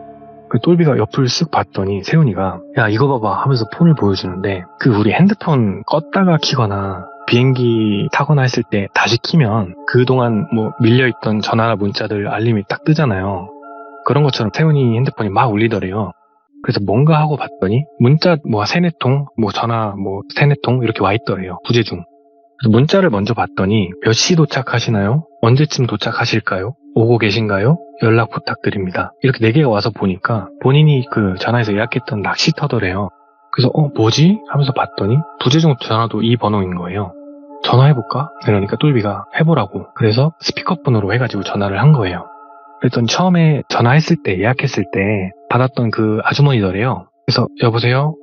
저 아까 그 예약했던 김세훈입니다. 이렇게 얘기를 했더니 그쪽에서 사장님 안 오실 거면 연락을 주셔야죠. 뭐 하시는 거예요? 이렇게 좀 짜증을 내시더래요. 그래서 저희 낚시터 찾아갔었는데 그 똘비 낚시터 아닌가요? 했더니 무슨 말씀을 하시는 거예요? 오시긴 언제 오셨다고요? 그러시더래요. 그래서 그러면은 아마 저희가 다른 낚시터로 착각해서 잘못 들어간 것 같아요. 이렇게 대답을 했더니 무슨 말씀을 하시는 거예요? 여기 근처에 낚시터 저희밖에 없어요. 다음부터는 연락 좀 제대로 해주세요. 하더니 그냥 전화를 끊어버리시더래요. 대체 뭐냐 하면서 네이버 지도에다가 그 근방을 화면에 두고 낚시터라고 검색을 했대요. 그랬더니 정말 그 낚시터 하나 딱 나오더라는 거예요. 대체 우리가 어딜 갔던 거냐 하면서 그날은 그냥 그렇게 지나갔대요. 시간이 조금 흘러서 한 달 정도 그 뒤에 그동안 이 똘비랑 세훈이가 이 이야기를 좀 주변에 무용담처럼 좀 하고 다녔대요. 신기하기도 하고 좀 무섭기도 하고 하니까. 그러던 어느 날 똘비가 쉬는 날에 집에 있는데 군대 동기 준성이한테 연락이 온 거예요. 야, 우리 동기 오늘 모일 것 같은데 같이 볼래? 이렇게 묻더래요. 똘비도 뭐 그래 할 것도 없는데 볼까? 근데 어디서 보냐? 물었더니 똘비 집에서 적어도 2시간 반 정도는 가야 되는 지역이더래요. 너무 먼데? 하는데 그 준성이가 내가 너 데리러 갈게 이렇게 얘기를 하더래요. 그래서 그래 알았다 해가지고 그날 저녁에 준성이 차를 타고 그 지역으로 넘어간 거예요. 넘어가서 동기들 4명이서 만나가지고 저녁도 먹고 가볍게 술 한잔하고 있는데 똘비가 갑자기 그 무용담이 생각이 나는 거예요. 맞다. 나 친구랑 여기 근처 왔다가 낚시터 왔다가 귀신 봤다. 이렇게 얘기를 했더니 동기 중에 한 명이 낚시터? 어디? 이렇게 묻더래요. 그래서 네이버 지도로 켜가지고 보여줬대요. 여기라고. 그래서 딱 찍어봤더니 한 30분 정도 찍히더래요. 그래서 가볼까? 가볼래? 가자 해가지고 가게 된 거예요. 마침 그 똘비 픽업해준 준성이가 술을 아예 안 하는 친구여서 준성이 차를 타고 그 낚시터로 향한 거죠. 그때 시간이 한 1시쯤 됐다고 하더라고요. 막 쏴가지고 쭉 가는데 어느새 그 똘비 낚시터 간판 그게 보이더래요. 그래서 여기라고 해가지고 그쪽으로 들어갔대요. 들어갔더니 똑같이 그 작은 간판도 있고 그대로더래요. 그래서 여기 맞아? 이렇게 묻길래 여기 맞다고 해가지고 건물 뒤에 주차를 하고 낚시터를 쓱 봤대요. 창문 너머로. 근데 본인이 그 세훈이라는 친구하고 같이 있었던 그 낚시터 구조하고 좀 다르더래요, 살짝. 이런 구조가 아니었던 것 같은데 하면서 다 같이 차에서 내린 거죠. 그래서 그 1층짜리 건물 앞쪽으로 딱 돌아갔더니 그 할아버지가 나왔던 문 있잖아요. 그런 문이 아니고 그냥 철문 하나 있더래요. 그래서 여기가 맞나? 하는데 문이 열리고 한 아주머니가 나오시더래요. 그러더니 예약하고 오신 거예요? 이렇게 묻길래 아, 예약한 건 아니고 죄송한데 여기 할아버지 한 분 계시지 않냐? 똘비가 물어본 거예요. 그러니까 그 아주머니가 할아버지요? 할아버지? 어떤 할아버지 말씀하시는 거지? 이렇게 대묻더래요, 살짝. 그래서 그 키는 한 요만하시고 그 얼굴에 검버섯 조금 있고 백발이신데 머리 좀 짧으시고 막 이렇게 대충 설명을 했더니 글쎄요, 그런 할아버지 오신 적은 없는데 이렇게 말씀을 주시더래요. 예. 그래서 그냥 네, 감사합니다 하고는 그냥 차로 돌아왔대요. 그러니까 친구들이 뭐냐고, 귀신 어딨냐고 막 장난식으로 이렇게 따진 거죠. 그래서 진짜라고, 여기서 봤다고. 결국에는 그냥 그 낚시터에서 나왔대요. 나와서 다시 돌아가는데 한 친구가 그럼 그렇지 귀신이 어딨냐 이렇게 얘기를 하더래요. 똘비가 야, 나도 귀신 안 믿는데 이거 진짜 찐이라고, 친구랑 같이 봤다고 이렇게 답을 했대요. 그러다가 그 할아버지가 나왔던 그 터널 있잖아요. 그 터널이 나온 거예요. 그 똘비가 야, 여기 터널에서 봤다고, 할아버지가 여기 창문에 달라붙어가지고 봤다고 말을 하면서 세 사람 쪽으로 고개를 돌린 거예요, 똘비가. 근데 운전 중인 준성이가 있고 뒤에 탄 나머지 2명이 있잖아요. 근데 준성이는 앞만 보고 있고 뒤에 타있던 친구 2명은 아무 말 없이 그냥 뒤를 보고 있더래요. 야, 뭐해, 어디 봐? 이렇게 물었더니 한 명이 방금 못 봤어? 이러더래요. 그래서 뭘 못 봐? 이렇게 물었더니 한 명이 그 옆에 있는 다른 한 명한테 야, 너도 봤지? 본 거 봤지? 이러더니 똘비한테 야, 방금 할아버지 못 봤어? 이러더라는 거예요.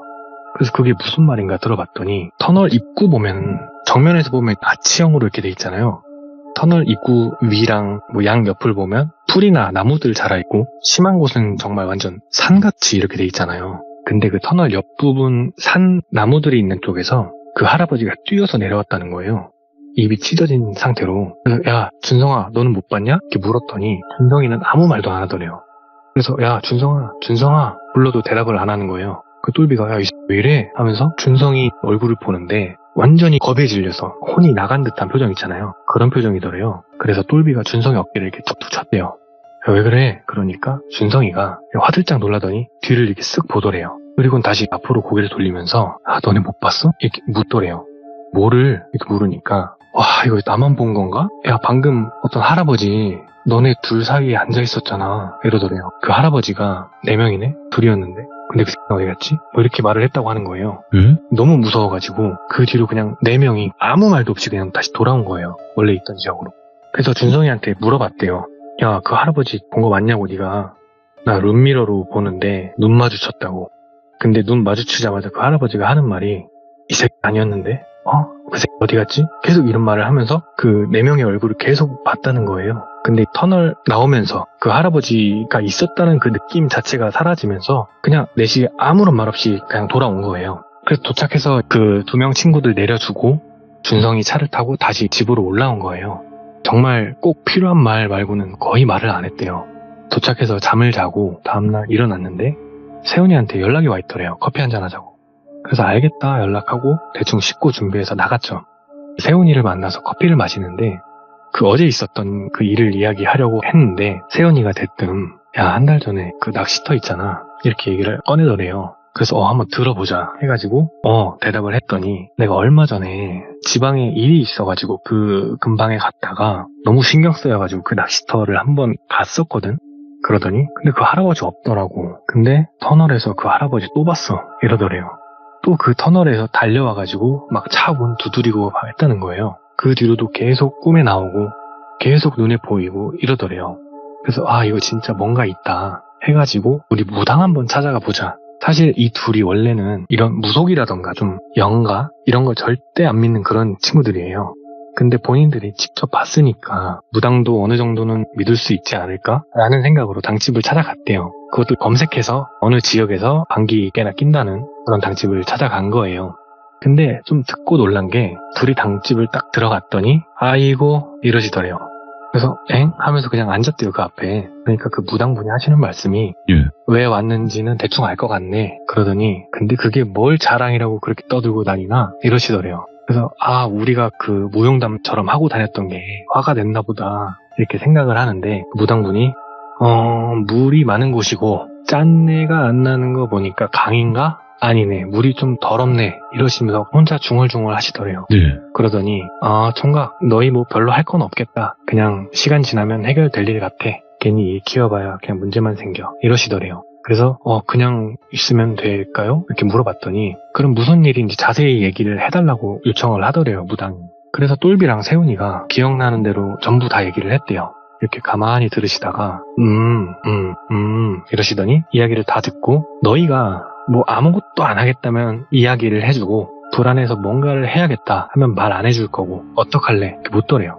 뭔가를 한다면 돈이 더 들 거고 무당이 하는 말은 뭐 아무것도 안 해도 된다고 했으니까 그냥 안 한다고 했대요. 이야기가 궁금하기도 하고. 근데 그 무당분이 가봐야 확실히 알겠지만 그 터널 위에 산 있잖아요. 네. 거기 묻혔거나 거기서 죽었을 거라고, 거길 벗어나지는 못할 거라고 이야기를 주시더래요. 근데 총각들이 계속 이야기를 하고 다니면 그 영가의 영향력이 커져서 어떻게 될지 모른다. 다만 지금 상태로는 총각들한테 했던 거 이상으로 쫓아와서 해를 끼치고 할 건 아닌 것 같다고 이렇게 말씀을 하시더라는 거예요.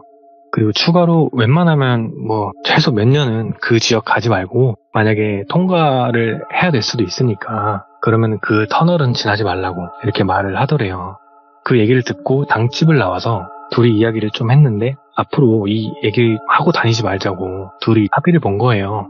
얘기했던 친구들이랑 같이 갔던 군대 동기들한테도 말하지 말라고 이야기를 하고 둘이 그렇게 끝났어요. 그 뒤로는 세훈이가 간간히 꿈에서 그 할아버지를 봤는데 똘비는 뭐 아무 일 없었던 것처럼 그냥 아무렇지 않았다고 하더라고요.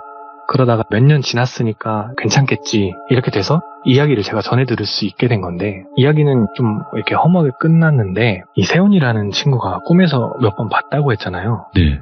꿈에서 본 거니까 이게 사실인지 그냥 본인도 모르게 그냥 머릿속에서 만들어낸 얘기인지는 모르겠는데, 이 할아버지는 차량 뺑소니 사고로 돌아가셔서 터널 위 산에 묻히신 게 맞고, 네. 그 차는 그 세훈이 차와 같은 색상의 세단 차고 거기엔 남자 2명이 타고 있었대요. 이 할아버지가 그 차 창문에 노크했던 게 차 안에 몇 명 타 있나 확인하려고 그런 것 같다고 하더라고요. 그래서 그 터널을 지키고 서가지고 남자 둘이 탄 차를 찾아다닌 거다. 좀 허무하면서 좀 안타까운 추측을 하고 있더라고요. 이야. 근데 이제 본인이 처음에 낚시터를 간 게 그게 맞긴 한 건지, 그러니까. 장갈로 들어가서 이제 뭘 한 게 맞는 건지 어떻게 된 건지는 아직도 모르겠다고 하더라고요. 그래서 좀 이렇게 허무한 이야기가 하나 있는데. 아니에요. 너무 이야기 잘해주셨어요. 진짜요. 네. 진수바리님은 이 부드러운 목소리로 집중을 시키면서 또 언제든지 다시 돌아오실 거라고 믿어요. 네, 맞습니다. 네, 오늘도 너무너무 잘 들었습니다. 감사합니다. 네, 감사합니다. 네. 네. 느낌 자체가 뭔가 슬프면서 무섭기도 하고 여러 가지 감정이 드는 이야기였거든요, 오늘 이야기도. 근데 훨씬 더 진수바리님의 목소리로 들으니까 섬뜩하지 않았나 이 생각을 합니다. 도대체 그 범인은 어디 있는지 이런 생각도 들고요. 시청해주신 모든 분들, 진수바리님 이야기 아직 안 들어보신 분들 많으실 텐데요. 돌비 진수바리 검색하시면 나올 겁니다. 감사합니다.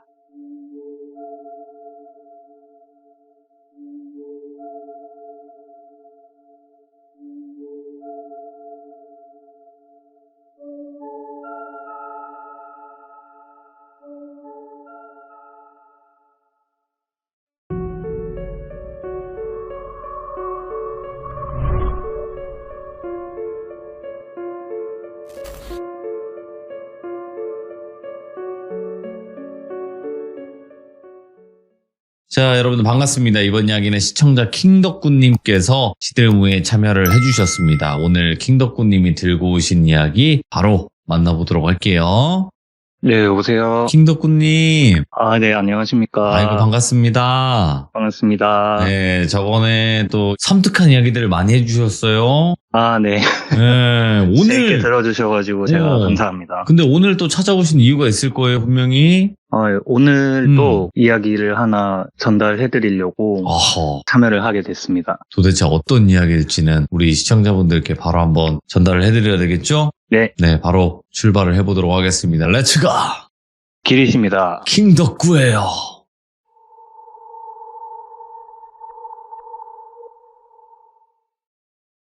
오늘 해드릴 이야기는 제가 학창시절에 있었던 이야기를 좀 준비를 했는데요. 제가 고등학교 1학년 때 있었던 이야기고요. 학교 이야기다 보니까 야자를 하다 귀신을 봤다든가 어디 화장실에서 뭐 귀신이 나온다 이런 학교 괴담 같은 이야기는 아니고요. 같은 반 친구한테서 일어났던 이야기인데 제가 다녔던 고등학교 같은 경우에는 남고였고요. 그리고 저희 학교에는 운동부가 하나 있었어요. 정말 그 엘리트 선수들 키우는 그런 운동부가 하나 있었는데 종목은 제가 그냥 말씀 안 드릴게요. 보통 학교에서 운동부 학생들 보면은 저희가 막 영화나 드라마나 이런 데서 보면은 애들 운동하고 이러니까 덩치도 크고 힘도 세고 이러니까 과격하고 야 여기 통이 누구야 이러면서 막 쌈박질하고 다니고 그럴 것 같은데 전혀 그렇지 않고 다 순박하고 착한 친구들이 많거든요. 대부분 화만 안 나면. 네, 그쵸. 건들지만 않으면. 건들면 안 돼. 운동하는 누구보다 친구들. 든든하고 착한 친구들인데 네네네. 근데 저희 반에 있었던 친구는 조금 달랐어요. 그 친구가 덩치도 크고 힘도 세고 이러다 보니까 반 친구들을 좀 괴롭히는 그런 친구였거든요. 제가 그 친구를 그냥 석대라고 얘기할게요. 그 엄석대하고 정말 똑같은 그런 캐릭터거든요. 엄석대네. 그래서 그 석대라는 친구는 초등학교, 중학교 때부터 계속 정말 엘리트 코스만 밟아오고 대회 같은 데서도 우승 막 많이 하고 이렇게 정말 촉망받는 그런 유망주였거든요. 근데 그 친구가 대외적으로 이렇게 보여지는 이미지는 그렇게 정말 잘 나가는 유망주인데 네. 행실이 그렇지가 않았던 거죠. 힘세고 이러니까 반 친구들 괴롭히고 아이고. 중학교 때부터 동네에서 유명했거든요. 돈 뺏고 다니고 뭐 이런 걸로 되게 유명했는데 저랑 같은 학교 같은 반이 된 거예요. 근데 그 친구가 유독 저희 반에서 좀 많이 심하게 지독하게 괴롭혔던 친구가 있는데 그 친구를 제가 그냥 똘비라고 할게요. 똘비를 정말 지독하게 많이 괴롭혔는데 뭐 돈 뺏고 뭐 빵 사와라 이런 거는 정말 당연하고 교복에 침을 뱉는다든지 머리에 뭐 껌을 붙인다든지 이런 것부터 해서 그리고 언어적인 그런 폭언이 진짜 심했어요. 어느 정도였냐면은 진짜 제가 아직도 기억이 날 정도로 아직도 저도 살면서 그런 말을 들어본 적이 없을 정도로 정말 모욕적인 그런 말들을 많이 했거든요. 예를 들어서 똘비라는 친구가 할머니하고 둘이 사는 친구였어요. 아버지는 뭐 계신지 안 계신지 모르겠는데 어머니는 타지에서 일하시느라 할머니하고 둘이 사는 그런 친구였는데 그 똘비한테 가가지고 야, 네 할머니 돌아가시면은 집에서 야동 같은 거 막 편하게 볼 수 있겠다. 완전 개꿀이네. 뭐 이런 식으로 놀린다든지. 야, 내가 어제 뭐 길에서 폐지 줍는 할머니한테 가가지고 10,000원짜리 한 장 주면서 담배 좀 사다 달라 캐니까 처음엔 안 사준다 하더니만은 잔돈 다 가져가라 하니까 헐레벌떡 가가지고 사오더라. 니하고 좀 닮은 것 같은데 그거 너희 집 할맛이지? 막 이런 식으로 놀렸거든요. 진짜 심하게 폭언을 많이 했어요, 그 친구가. 패드립이네 이거. 네, 진짜 패드립이죠. 정말 매일같이 그렇게 괴롭히다가 하루는 똘비가 폭발을 한 거예요. 맨날 그러니까. 그때도 그 똘비 어머니가 타지에 가가지고 일을 하시니까 그 친구한테 가가지고 야, 막 너네 엄마 창원에 가가지고 일한다면서 창원에 가면은 빌딩이 하나가 통째로 그냥 유흥업소라던데 거기서 일하냐고. 아, 나중에 성인 되면 한번 가봐야겠다. 막 이런 식으로 또 놀린 거예요. 그러니까 똘비가 완전 폭발을 한 거예요. 야, 네가 뭔데 우리 가족 막 그런 식으로 이야기하냐고. 내가 왜 니한테 그런 소리를 들어야 되냐고 막 이렇게 화를 낸 거예요. 보통 그러면 야, 뭐 장난친 건데 뭐 이런 식으로 한다든지 할 법도 한데 그 자리에서 똘비의 뺨을 막 때리는 거예요. 그래가지고 다른 친구들이 막 깜짝 놀라가지고 달려붙어가지고 뜯어 말리고 막 이랬거든요. 마침 그때가 담임 선생님 수업 시간 전이어가지고 담임쌤이 교실에 딱 들어오더니만은 야, 너희들 뭐 하는 거야? 똘비, 석대, 너네 복도로 나와. 이러고 데리고 가시더라고요. 근데 저희가 이제 좀 걱정이 됐던 게 뭐냐면은 평소에 석대 행실 때문에 저희가 석대를 되게 안 좋아했었는데 그것도 그건데 학교에서 석대를 너무 감싸고 돌아요. 오냐오냐 하는 수준이 아니라 진짜 어화둥둥 키웠거든요.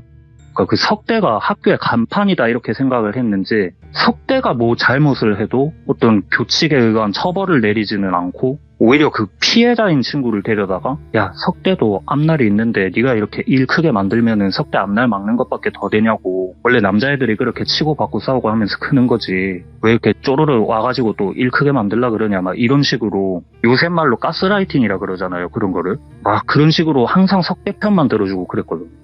그리고 저희가 그때도 야 저거 분명히 석대 젊은 남자쌤들이 혼내도 눈 하나 깜짝 안 하는 한데 나이 60 먹은 여자 선생님이 혼낸다고 저거 귀등으로나 듣겠냐고 분명히 또 똘비 탓할 거라고 그러게 저희가 걱정을 하고 있는데 한 5분 있다가 석대하고 똘비하고 교실 뒷문으로 이렇게 들어오고 담임쌤이 앞문으로 이렇게 딱 들어오시더니 저희한테 담임쌤이 하시는 말이 얘들아 석대가 어릴 적부터 운동만 해가지고 아들하고 이렇게 살갑게 지내는 법을 모르는 친구라 그렇다고 너희들이 좀 다가가가지고 석대하고 친하게 지내라고 그런 식으로 얘기를 하시는 거예요. 그러니까 저희는 또 어이가 없잖아요. 당하고 이러는 거는 우린데. 근데 그러더니 석대, 똘비 너희 앞으로 나와 이러면서 앞으로 부르더라고요. 그 두 명을. 그러더니 야 남자끼리 원래 그렇게 치고받고 하면서 크는 거라고 남자답게 악수하고 딱 끝내 이러는 거예요.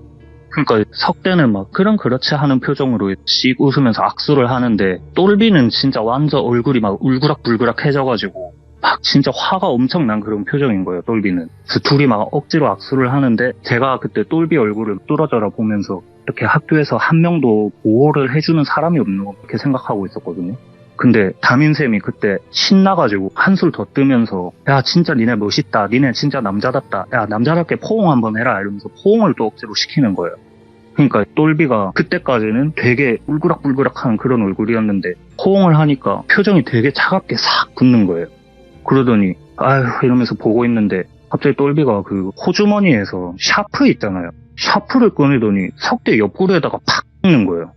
그래서 사람들 다 깜짝 놀라가지고 어어 하고 있는데 석대도 악 하고 원래는 보통 옆구리에 샤프가 붙으면 꼬꾸라져야 될 거 아니에요. 하더니만은 그 상태에서 샤프를 그냥 뽁 뽑아가지고 던져버리고 그냥 똘비를 그 자리에서 두드려 패더라고요. 그래서 학생들하고 다 달려나와가지고 뜯어 말리고 남자쌤들 불러와가지고 진짜 2명이서 달려들어가지고 남자쌤들이 석대를 겨우 뜯어 말리고 그리고 야 석대 똘비 너네 저기 교무실 가 있어 이렇게 해서 2명을 교무실로 보낸 거예요. 그게 저희가 똘비를 마지막으로 본 모습이었어요. 그 뒤로 뭐 전학을 간 건지 자퇴를 한 건지 뭐 그거는 어떻게 돼서 어디로 가서 뭐 어떻게 됐는지는 아무도 몰라요. 그 뒤로 똘비를 본 사람이 아무도 없거든요. 근데 석대는 아무 일도 없었다는 듯이 그냥 아무런 처벌도 안 받고 그냥 다음날도 평범하게 학교 나오고 그리고 그 다음 주로 넘어가가지고 저희가 그때 교실에서 수업을 막 이렇게 듣고 있는데 그때도 석대는 마지막 교시여가지고 훈련 다 끝나고 교실에 있었어요. 물론 엎드려 자고 있기는 했는데 그때도 담임 선생님 수업 시간이었거든요. 근데 한창 수업을 이렇게 듣고 있는데 갑자기 누가 앞문을 똑똑하고 벌컥 열고 들어오시더라고요. 보니까 약간 중년 여자분이세요. 한 50대 정도 돼 보이시는? 근데 되게 강렬한 그런 포스였거든요. 무슨 무대에서 공연하는 사람 마냥 화장 되게 진하게 하시고 머리도 왁스 같은 거 발라가지고 머리도 올백으로 쫙 넘기고 빨간 옷 입고 그러고 있는 여자분이 딱 들어오시는 거예요. 그래서 담임 선생님이 당황하셔가지고 누구십니까? 이를 물어보니까는 저 똘비 애미 되는 사람입니다 이러시는 거예요.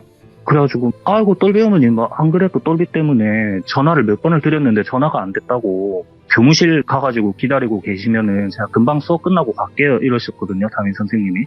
근데 들은 채도 안 하고 그냥 그 맨 앞자리에 앉아있는 친구한테 여기 석대가 누구? 이렇게 물어보시는 거예요. 그 친구가 저 맨 뒤에 엎드려 자고 있는 아가 석대입니다 이렇게 알려드렸어요. 그러니까 그 석대 있는 쪽으로 저벅저벅 걸어가시더라고요. 그래서 저희도 벙져가지고 그 아주머니를 이렇게 쳐다보고 있는데 담임 선생님도 아이고 어머니 하면서 막 쫓아가는데 쳐다도 안 보고 그 석대 있는 쪽으로 가시더니만은 그 엎드려 있는 석대의 머리를 이렇게 살살 쓰다듬으시더라고요. 강아지 쓰다듬듯이. 그러니까 석대가 잠에서 깬 거예요. 그래서 누구세요? 이러니까 아주머니가 뭐라 하셨는지 아직도 기억나요. 너를 제일 보고 싶어하는 사람이었는데 이제는 네가 제일 보고 싶어할 사람 이러더니 그냥 교실 뒷문으로 나가버리시는 거예요. 그래서 뭔 소리지? 이러고 담임 선생님이 막 쫓아나가시고 저희들끼리 남고 석대도 뭐야? 쉬 이러고 그냥 다시 엎드려 잤거든요. 그리고 저희들끼리 막 수근수근 거린 거예요. 야 똘비하고 완전 딴판인데 막 이러면서. 근데 또 포스가 엄청 강렬하셨으니까 저희가 수근수근 거리면서 야 방금 저 아줌마 어떻게 하고 있는지 봤지? 분명히 뭐 술집 마담 이런 거 아니면 무당이다. 어떻게 보통 사람이 저렇게 하고 돌아다니냐고 그렇게 수근수근 거렸거든요. 그리고 그 다음날에 이제 학교를 갔는데 석대가 없는 거예요, 교실에. 보통 운동부 친구들은 교실에 안 들르고 운동부실, 체육관 이렇게 바로 가는 경우가 많으니까 그냥 바로 그쪽으로 갔는가 보다 하고 신경도 안 쓰고 있었어요. 예. 근데 그날 학교가 끝날 때까지 한 번도 모습을 안 비치는 거예요. 그래서 그냥 뭐 운동부 스케줄이 바쁜가 보다 이 정도도 생각 안 하고 그냥 아무런 신경도 안 썼거든요. 근데 이틀 3일을 계속 교실에 얼굴도 콧배기도 안 비치는 거예요. 보통 같으면 속대가 왜 학교에 안 오지? 뭔 일 생겼나? 막 이럴 법도 한데 저희는 오히려 분위기 흐리는 친구가 없으니까 좋아하고 그랬거든요. 석복절이다 이러면서. 근데 그때가 금요일이었어요. 그 친구가 한 사나흘을 학교를 안 나오고 제가 금요일에 옆반에 친구가 있어가지고 그 친구하고 가가지고 얘기를 하고 있는데 그 반에도 운동부 친구가 한 명 있었거든요. 운동부 학생이. 그 친구가 저한테 오더니 야, 니 8반이제? 이러길래 맞다 이러니까 야, 석대 임마 와 요새 학교 안 나오노? 이렇게 물어보는 거예요. 석대 바로 운동부 가가지고 지금 운동부실에서 사는 거 아니었냐고 이렇게 제가 물어봤어요. 그때 아니라고 운동부도 지금 며칠째 안 나오고 연락도 안 받는다고 그러는 거예요. 그러길래 그래 근데 나도 사실 석대하고 그래 친한 사이가 아니어가지고 뭐 때문에 학교 안 나오고 있는지 나도 모르겠다 이러니까 그래 알았다 그냥 그러더라고요. 그리고 저희는 금요일에 점심 먹고 나면은 5, 6, 7교시가 동아리였어요. 동아리 시간이라서 동아리 교실로 딱 갔는데 저희 동아리에 누가 있었냐면은 석대에는 한 살 많은 친형이 있어요. 그 친형이 저하고 같은 동아리였어요. 제가 그 형은 석대 형이니까 그냥 석준이 형이라고 할게요. 석준이 형하고 같은 동아리여가지고 딱 갔는데 석준이 형이 있으니까 제가 그냥 무슨 오지랖인지 모르겠는데 석준이 형 저 석대하고 같은 반 친구인데 석대 왜 요새 학교 안 나옵니까? 무슨 일 있습니까? 이렇게 물어봤어요. 그 형이 네 석대하고 같은 반 친구구나. 여기서 얘기하긴 그러니까 쉬는 시간에 저 나가가지고 얘기하자 이러시길래 예 알겠습니다 이러고 쉬는 시간에 그 석준이 형하고 얘기를 했어요. 근데 석준이 형이 진짜 안 좋은 표정으로 며칠 전에 아침에 아침밥을 식탁에서 먹고 있는데 원래 석대는 운동부다 보니까 석준이 형보다 일찍 일어나가지고 밥도 일찍 먹고 학교도 일찍 가는데 그날은 석준이 형이 밥을 다 먹을 때까지 석대가 방에서 안 나오더래요. 예. 그래서 어머님이 깨우러 가신 거예요. 석대야 니 아직도 안 일어났나 이러면서. 근데 방에 가니까 아이고 석대야 니 와 이러노. 석대야 정신 차려봐라 막 이러는 소리가 들린 거예요. 그래서 석준이 형하고 아버님하고 놀라가지고 막 뛰어갔는데 애가 침대에 누워가지고 눈은 뜨고 있는데 눈이 막 진짜 한숨도 못 잔 사람처럼 퀭한 눈으로 있는데 콧물이랑 침을 막 질질 흘리면서 몸을 막 덜덜 떨고 있더래요. 그래가지고 석대야 니 와 이러노 막 이러면서 이거 뭐 응급실에 가야 되는 거 아닌가 이러고 있는데 그 석대가 갑자기 벌떡 일어나더니 되게 엉거주춤한 신생아들 걷는 그런 자세로 한두 걸음 걸어가더니 풀썩 쓰러지고 또 한두 걸음 걸어가더니 풀썩 쓰러지고 그러더래요. 그래서 이거 뭔가 지금 석대가 어디가 아프구나 싶어가지고 바로 응급실로 데리고 갔는데 응급실에서도 사실 뭐 해줄 수 있는 게 없잖아요. 외상을 입었다든지 그런 게 아니니까. 그래서 여기 큰 병원이니까 뭐 검사를 받아보라 그랬대요. 그래서 검사랑 검사는 병원에서 다 받은 거예요. 뇌부터 해가지고 뭐 다 받았는데 병원에서는 뭐 진짜 영문을 모르겠다 그랬대요. 모든 게 다 정상인데. 그래가지고 뭐 어떡하지 하고 있는데 병원에서도 만약에 보호자님이 입원 치료를 원하시면 할 수는 있는데 지금 이게 원인을 모르니까 계속 같은 검사만 반복하고 병원에서도 해줄 수 있는 치료가 뭐 한계가 있다 뭐 이런 식으로 얘기를 했나 봐요. 그러니까 어떡하지 하고 발만 동동 구르고 있는데 의사 선생님이 그럼 마지막으로 정신의학과를 한번 가보시는 게 어떻겠냐고. 왜냐면 애가 스트레스를 너무 많이 받거나 갑자기 뭐 트라우마가 세게 오거나 그러면은 애가 쇼크가 올 수 있다고 이렇게. 그래서 정신의학과를 한번 가보시는 게 어떻겠냐 이랬대요. 근데 정신의학과를 가니까 오늘은 검사가 안 되고 내일 오전에 비는 시간이 있어가지고 내일 오전에 오라 그랬대요. 그래서 할 수 없이 뭐 아무런 소득도 없이 그냥 석대를 데리고 다시 집으로 간 거예요 부모님이. 집에 가가지고 석대 침대에 눕혀놓고 계속 땀 닦아주고 침 닦아주고 팔다리 주물러주고 이러면서 병간호를 하고 있는데 석준이 형이 그때 학교를 마치고 온 거예요. 그래서 병원에서 있었던 일도 다 얘기를 해주고 그래서 내일 정신의학과를 한번 가보기로 했다 이러니까 알겠습니다. 일단 어머니 아버지 뭐 오늘 많이 놀라셨을 텐데 방에 좀 들어가서 쉬시라고 제가 석대 돌보겠다고. 그래서 석대네 형이 석대를 돌보고 있었는데 석대가 그냥 하면서 그냥 침대에만 가만 누워있던 애가 갑자기 그 상체를 벌떡 일으키더니 똘비가 샤프로 찌른 데 있죠. 옆구리. 거기를 막 팍팍팍팍 미친 듯이 팍팍팍팍 긁더래요. 근데 우리가 보통 옆구리나 등 이쪽이 간지러우면은 팔을 뒤로 보내가지고 손으로 긁잖아요. 근데 석대는 발로 긁더래요, 그거를. 근데 들으시는 분도 엥? 싶으실 수 있는데 여러분들 집에서 들으시면서 한번 발을 자기 옆구리에 갖다 대려고 해보세요. 이게 사람이 절대 편하게 할 수 있는 자세가 아니거든요, 이게. 골반에 붙어있는 허벅지가 꺾여가지고 돌아가야 돼요, 그게 되려면. 근데 그 되게 기괴한 자세로 발로 옆구리를 막 팍팍팍팍 긁더라는 거예요. 보통 개들이 자기 몸 간지러울 때 그래 긁잖아요. 근데 그게 너무 기괴하고 무서우니까 야 석대야 니 와 이러는데 이러면서 막 말리는데 석준이 형이 석대한테 힘이 안 되니까 말리지를 못하고 그 다리 틈으로 몸을 억지로 비집고 들어가가지고 억지로 눌러가지고 못하게 막았대요. 그리고 그 티셔츠를 이렇게 걷어올려 보니까 그 옆구리 있는 데가 처음엔 멍인 줄 알았대요. 근데 시꺼멓게 돼가지고 멍처럼 초록빛으로 이렇게 돼 있는데 자세히 보니까 무슨 고기가 상한 것 마냥 골마있더래요 거기가.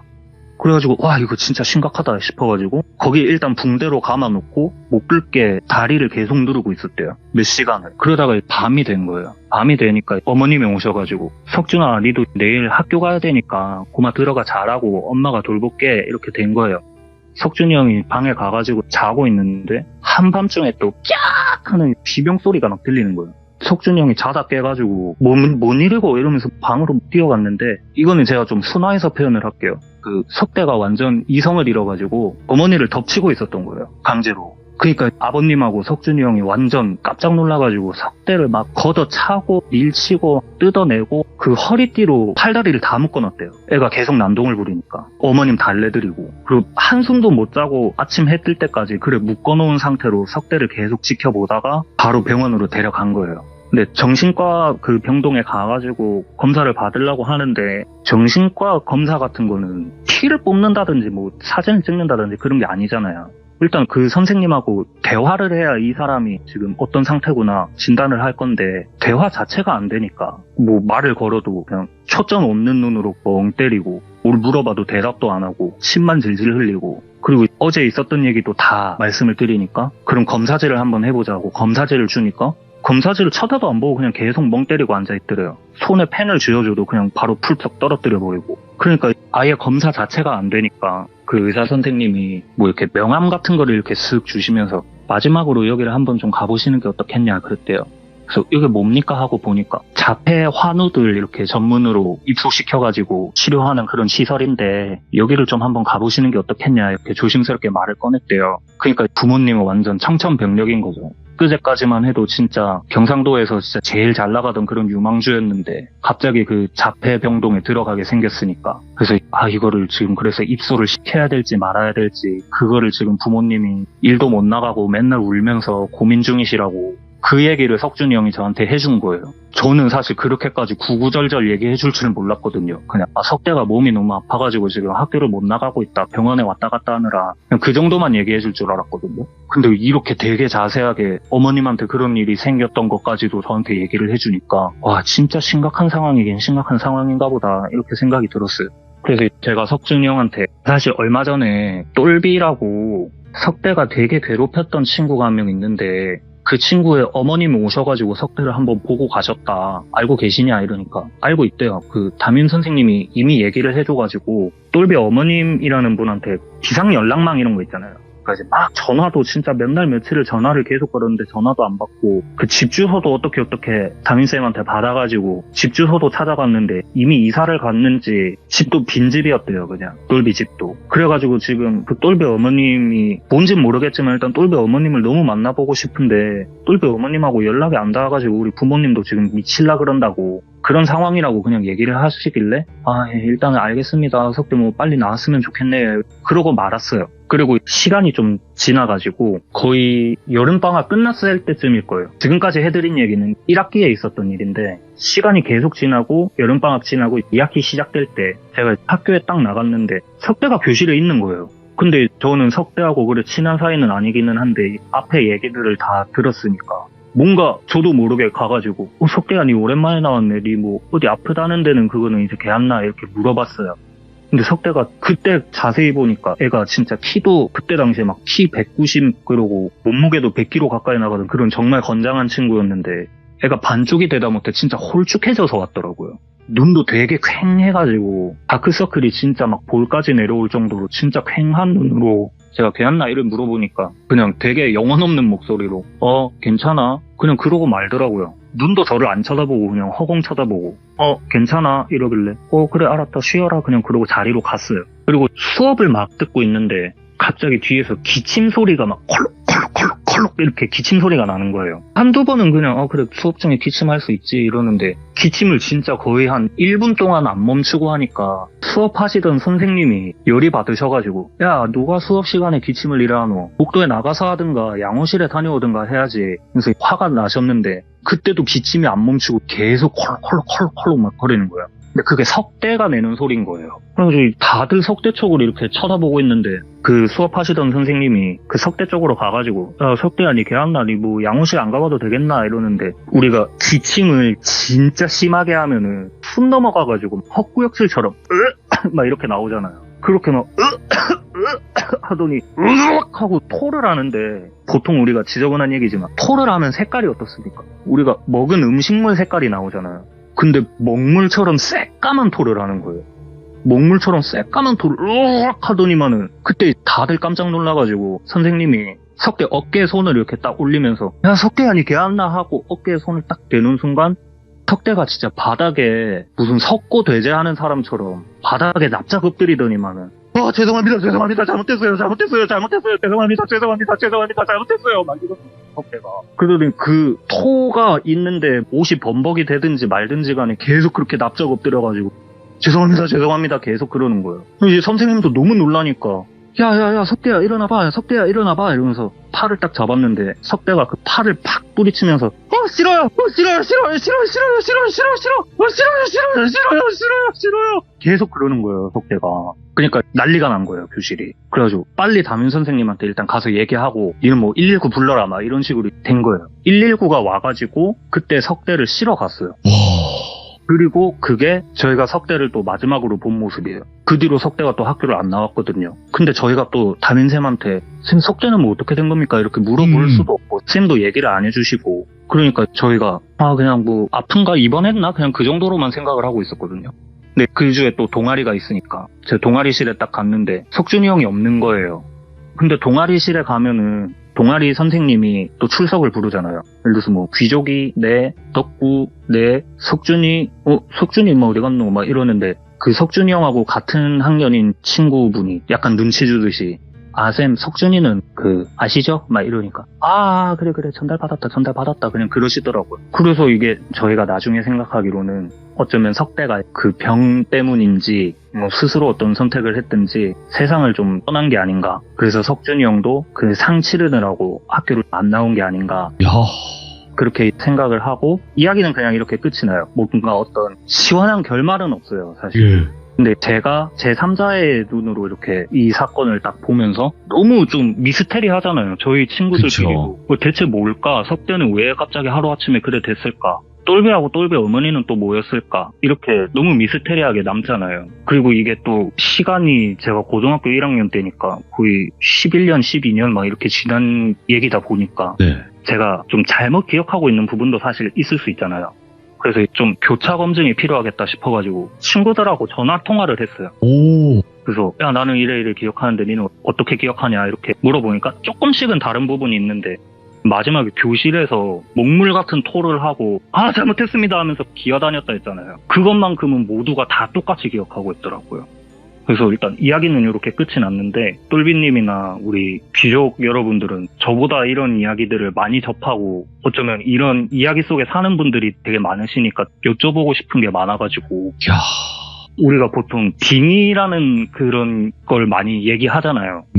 우리 시들모에도 그런 빙의에 대한 얘기도 많이 나왔고 그래서 혹시 이런 것도 좀 빙의의 한 종류가 맞나 이런 걸 여쭤보고 싶어서 오늘 이야기를 제가 좀 준비했습니다. 저는 일단 듣기에 머리를 쓰다듬었다 그랬잖아요. 그 영호님이. 네네. 머리카락 채취하는 거죠.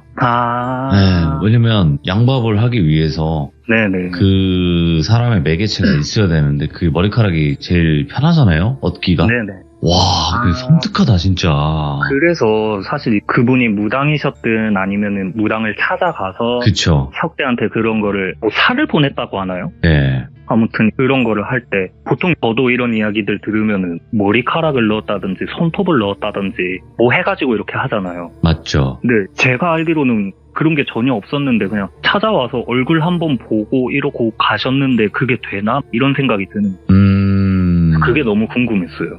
그리고 한 가지 조금 더 생각이 드는 거는 이게 내 자식이 그렇게 당하잖아요. 그러면 네. 부모는 피가 거꾸로 솟아요. 아, 그쵸. 눈이 돈단 말이에요. 그래서 어쨌든 그 사람이 만약에 무당이었어도 내가 잘못될 걸 각오하고 내가 제안하는 어떻게 한다. 이렇게 마음 먹을 수도 있긴 한 거예요. 그렇죠, 그렇죠. 그리고 법적으로 걸릴 일이 없잖아요, 이게. 저주라는 게. 증빙이 되는 게 아니니까. 네, 확인이 안 되고 미신으로 치부하기 때문에 법적으로는 아무런 문제가 없는 거예요. 그렇죠. 그래도 심증으로는 아마 양밥을 해서 그렇게 만들지 않았을까, 인생을 아예 박살내는 걸로 가지 않았을까 이렇게 생각이 듭니다. 안 그러면 그래서, 그때 네. 당시 그렇게 오셔서 그렇게 할 필요가 없었겠죠. 그렇죠, 사실은. 저희도 그래서 그때, 내 자식이 진짜 저런 일을 당했는데, 나였으면 진짜 눈 뒤집어졌을 것 같은데, 어떻게 그냥 저렇게 얼굴만 쓱 보고 가지? 이 생각을 저희도 했거든요. 네네네. 근데 뭐, 똘비 어머님이 그렇게 하신 건지는 모르겠지만,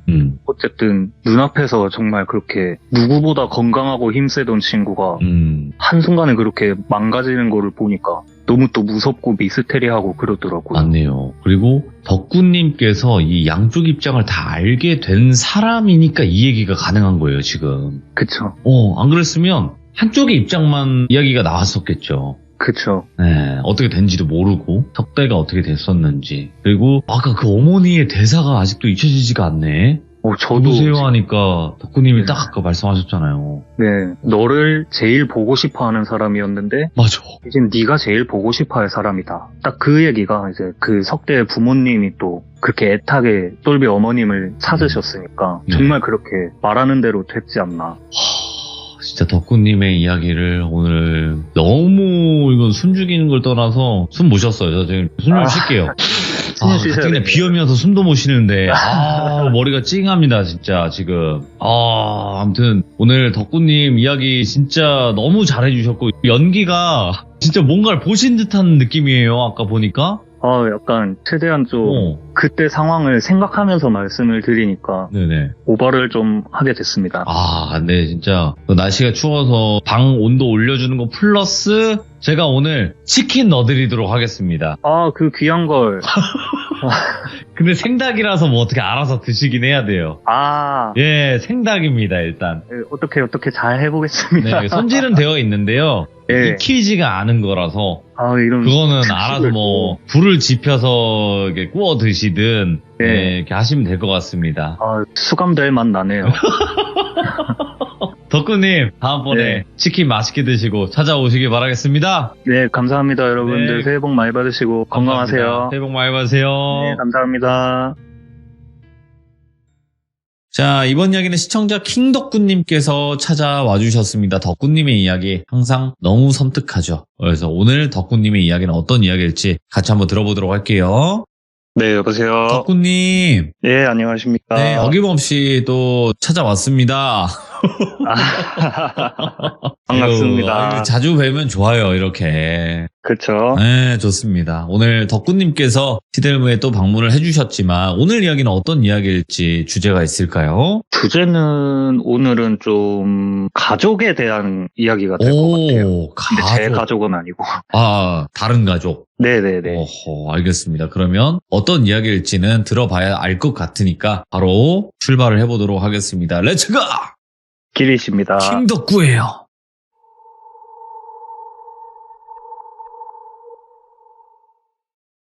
오늘 이야기의 주인공을 그냥 똘비라고 제가 이야기를 하고요. 똘비는 저하고 중학교, 고등학교 같이 나온 그런 친구고 아직까지도 연락하고 얼굴 보고 지내는 그런 가까운 친구인데 이 똘비라는 친구의 집안에 대해서 좀 이야기를 드리면은 뭐라고 표현해야 될지 모르겠는데 본인들 말로는 되게 유서 깊은 집안이다 이렇게 말을 하시는데 되게 유교 사상 이런 게 강하다고 표현을 해야 되나? 그런 집이거든요. 남아선호 사상 이런 것도 좀 심하고 제사 같은 것도 진짜 1년에 막 몇 번씩 지내고 거의 2달, 3달 이렇게 한 번씩 지내는 것 같거든요. 그래서 되게 그런 집안이고 똘비라는 친구는 부모님하고 여동생하고 이렇게 4인 식구고 장남이고요. 이 똘비라는 친구의 아버님도 장손이세요, 그냥. 그러다 보니까 똘비도 자연스럽게 그 집의 장손인 건데, 이 집안이 제가 제사를 굉장히 많이 지낸다고 말씀을 드렸잖아요. 그러니까 이런 제사 준비 같은 것도 제사도 다 똘비네 집에서 하고 이러다 보니까 그 똘비의 아버님의 형제 관계도 남동생분이 한 분 계시고 여동생분이 2분인가 3분인가 이렇게 계시는데 똘비한테는 작은아버지하고 고모님들이죠. 그런 분들도 다 집에 그런 제사나 집안 행사가 있을 때마다 다 똘비 집에 모여가지고 이렇게 제사도 지내고 행사도 지내고 하는데 그런 거를 다 똘비 어머님께서 혼자서 그냥 다 준비를 하시는 거예요. 똘비 아버님이나 작은아버님이나 이런 분들은 남자니까 이런 거 안 한다 손가락 까딱 안 하시고 그리고 고모님들도 오히려 아버지께서 이런 거는 장손집에서 큰 며느리가 하는 거라고 너희들 뭐 멀리서 왔는데 좀 쉬어라 하면서 오히려 아버님이 고모님들이나 이런 분들은 다 아무것도 못하게 하고 하니까 어머니하고 어린 여동생 둘이서 막 음식하고 음식 나르고 제사상 차리고 이런 거를 다 도맡아 하셨거든요. 그러니까 이 똘비는 어릴 적부터 집에서 제사 지내고 이런 게 되게 스트레스였던 거예요. 그러다 보니까 되게 어렸을 때부터 이런 집안의 풍습이나 이런 거를 되게 마음에 안 들어하고 또 그런 걸로 스트레스를 되게 많이 받아야 했으니까 나는 진짜 이 지긋지긋한 집구석 진짜 너무 지긋지긋해가지고 나는 나중에 무조건 상경해가지고 서울 갈 거라고 성공할 거라고 이런 말도 되게 많이 했었거든요. 똘비가. 그러다가 시간이 흘러가지고 저희가 수능을 딱 보고 나서 이 똘비가 수능을 되게 잘 본 거예요. 원래도 공부를 정말 열심히 하는 친구였는데 우리가 서성한이라고 하는 그 정도 레벨 대학에 갈 정도로 수능을 굉장히 잘 본 거예요.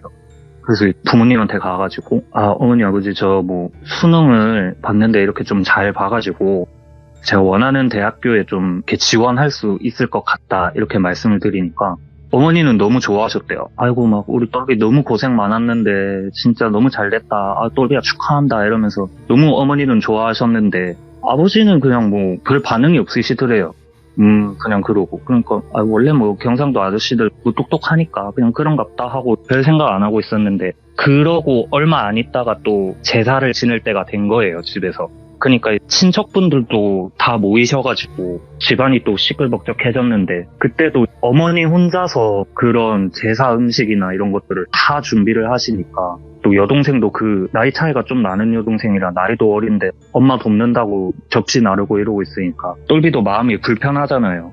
그래가지고 어머니 제가 뭐 도와드릴 거 없습니까? 이러면서 막 어슬렁어슬렁 거리는데 작은아버지가 똘비를 붙잡더니만 야 남자가 장손이 어디 부엌에 들어가냐고 그런 거 하는 거 아니라고 여기 앉아가지고 뭐 술 한잔 받아라 니도 이제 성인인데 술은 뭐 어른한테 배워야 되는 기라 이러면서 술을 막 먹였대요. 되게 불편하게 그냥 되게 불편하다 이러고 있었는데 또 수능이 끝났을 때쯤이니까 그런 대학 얘기가 막 나온 거예요. 뭐 똘비 니 이번에 수능 본 거는 뭐 어떻게 됐노 이런 얘기가 나와서 똘비가 저 이번에 너무 다행히도 성적이 좀 나와가지고 서울에 어디 대학교 쓸 수 있을 것 같다 이런 말씀을 드리니까 보통은 그러면 아이고 뭐 똘비 너무 잘됐다 축하한다 뭐 우리 집에 뭐 인물 나왔네 뭐 이런 반응이 나와야 되잖아요. 근데 분위기가 되게 싸하더래요. 왜 그러시지? 이러고 있는데 작은아버지가 술을 한 잔 드시더니만은 아니 똘비야 근데 네가 우리 집에 저 장손인데 네가 우리 이 지역을 떠나가지고 서울로 올라간다는 게 그게 말이 안 된다고 그러지 말고 요새 뭐 뉴스 보니까 서울대 나온 아들도 취직이 안 돼가지고 난리던데 그러지 말고 우리 지역에 여기 뭐 국립대 있다 해가 그쪽으로 가라고 요새는 정부에서도 국립대, 지방대 이런 데에다가 투자를 많이 해가지고 오히려 비전이 좋다고 막 그런 얘기를 하더래요. 그러니까 똘비 입장에서는 사실 좀 어이가 없잖아요. 자기가 지금 성균관대, 서강대 막 골라가게 생겼는데 지방대를 가라 그러니까 그냥 예 그냥 고민 좀 해볼게요 막 이러는데 옆에서 아버지가 약간 쐐기 박듯이 야 네가 나중에 아버지 죽고 나면은 이 집 물려받아가지고 네가 제사 지내고 뭐 하고 다 해야 되는데 뭐 서울 같은 소리 하고 있냐고 내일 저 작은아버지가 말한 대학교에 원서 넣으라고 그렇게 말씀을 하셨대요, 아버지가. 그러니까 그때 똘비가 되게 기분이 나빠진 거예요. 이 사람들은 자식의 어떤 성공이나 이런 것보다 진짜 자기네 집안 전통, 제사 이런 것밖에 관심이 없구나. 이런 생각이 들어가지고 기분이 되게 안 좋은 상태로 그날 자리를 파하고 잠자리에 들었어요. 근데 자고 있는데 누가 방에 들어와가지고 똘비야 자나 이러고 깨우더래요. 일어나 보니까 어머니인 거예요. 어머니 뭐 어쩐 일이십니까? 이러니까 어머니가 똘비 그 침대에 딱 걸터 앉으시더니 통장을 몇 개 이렇게 탁탁탁 꺼내시더래요. 이거는 니하고 니 여동생 똘순이 엄마가 뭐 학원 과외 이런 거 한 번도 못 붙여주고 공부시킨 게 너무 미안해가지고 나중에 너희들 가고 싶은 대학교 생기거나 하고 싶은 일 생겼다 하면은 그때 주려고 모아놨던 돈이라고 아빠 몰래 이 돈 가지고 서울 이 가고 싶은 대학교 가가지고 하고 싶은 공부하라고 그러시더래요. 이 돈이면은 뭐 등록금 내고 조그만한 자취방 하나 구할 수 있을 거라고. 그래서 똘비가 너무 감동받아가지고 그 자리에서 밤새 어머니하고 부둥켜 안고 운 거예요. 그리고 똘비가 자기가 원하던 대학에 가고 자취방 구하고 학교가 또 개강을 하니까 아르바이트도 하고 열심히 공부를 하면서 정신없이 지내다가 또 제사를 지내야 될 그 타이밍이 딱 온 거예요.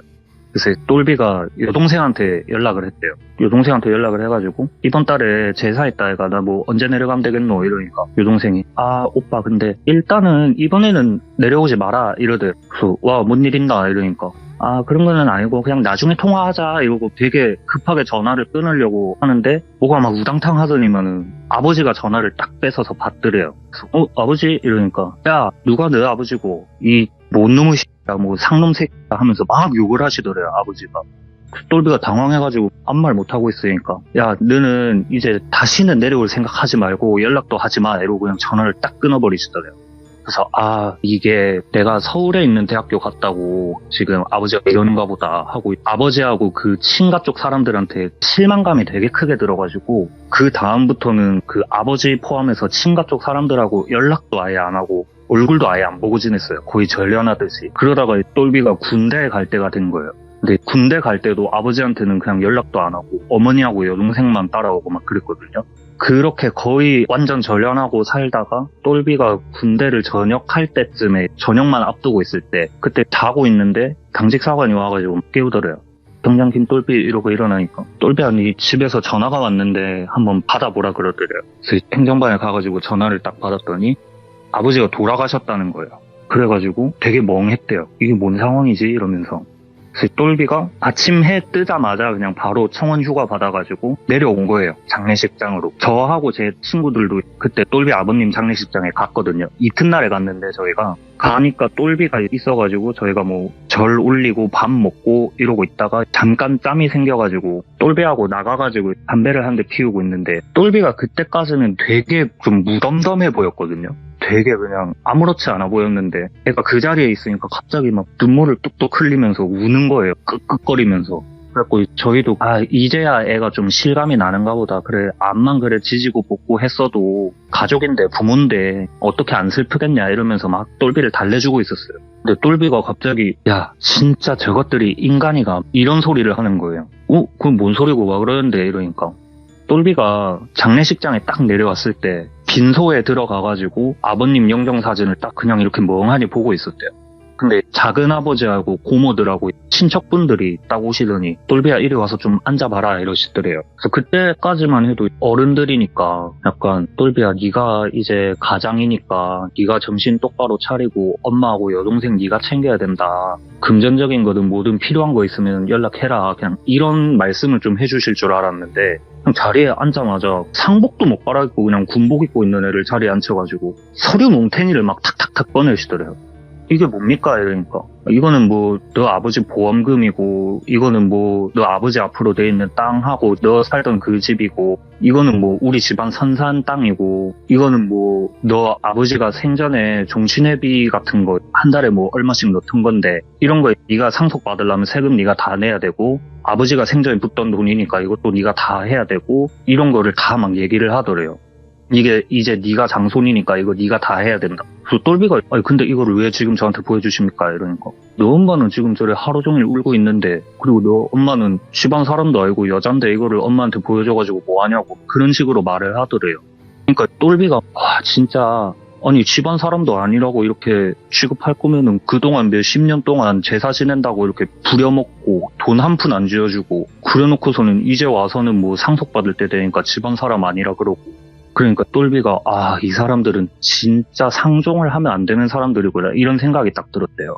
그래가지고 상을 다 치르고 나서 장례식 다 마무리하고 나서 똘비가 군대를 전역을 하고 제일 먼저 한 일이 뭐냐면은 그 아버지로부터 내려온 집하고 땅하고 이런 거 있잖아요. 부동산 이런 것들. 그걸 다 처분해버렸어요. 부동산에 가가지고 이거 지금 뭐 묻지도 따지지도 말고 시세보다 무조건 다 싸게 내놔도 상관없으니까 제일 빨리 처분해달라고. 그래서 보험금이랑 이런 거 있으니까 그런 걸로 세금 다 내고 다 처분을 한 다음에 여동생하고 어머니를 모시고 서울로 올라가요.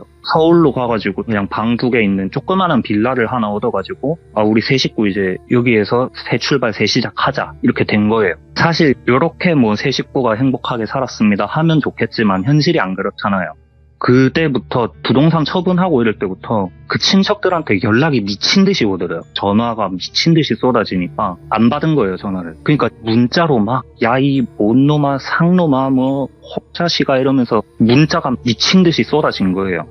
그러니까 똘비가 너무 스트레스 받으니까 연락처를 차단하면은 다른 번호로 문자 오고 연락처를 차단하면은 다른 번호로 연락 오고 이러니까 못 참겠어가지고 어머니, 여동생, 자기 것까지 연락처를 싹 다 바꿨어요. 전화번호를 다 바꿨는데 그런데도 너무 소름 돋게 한 하루 이틀 있으면은 야 네가 전화번호 바꾸고 잠수 타면은 모를 줄 알았냐고 못 찾을 줄 알았냐고 또 계속 연락이 오는 거예요. 거의 뭐 진짜 그렇게 두더지 게임 하듯이 연락처 차단하면 또 오고 차단하면 또 오고 이런 삶을 살다가 어느 날 집에 딱 도착을 했는데 우편물이 하나가 와 있더래요. 이거 뭐지? 이러고 확인을 해보니까 법원에서 소장이 날아온 거예요. 네.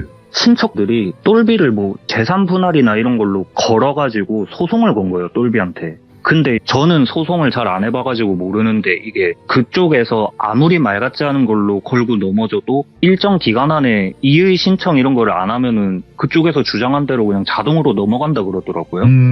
그럴 수 있겠다. 그래가지고 똘비가 급하게 막 변호사를 찾아다닌 거예요. 법률 상담하고 다니고 이러다가 너무 다행히 좋은 변호사님 만나가지고 그 변호사님한테 그동안 있었던 일까지 다 말씀을 드리니까 이거는 이 소송도 이 소송인데 일단 이 사람들이 뭐 문자로 협박하고 욕하고 이런 것도 당연히 다 걸 수 있고 그리고 그동안 이게 증명은 어렵겠지만 어머니가 지금까지 제사 준비 이런 거 혼자 다 도맡아 하신 것도 이런 것도 다 청구할 수 있다. 원하시면은 할 수 있다. 원하시냐 이러니까 똘비가 사실 그렇게까지는 원하지 않고 그냥 이 사람들하고 더 엮이고 싶지가 않다고 이 사건만 빠르게 좀 처리하고 다시는 그 사람들하고 안 보고 싶어요. 저는 그냥 그렇게 한 거예요. 똘비가.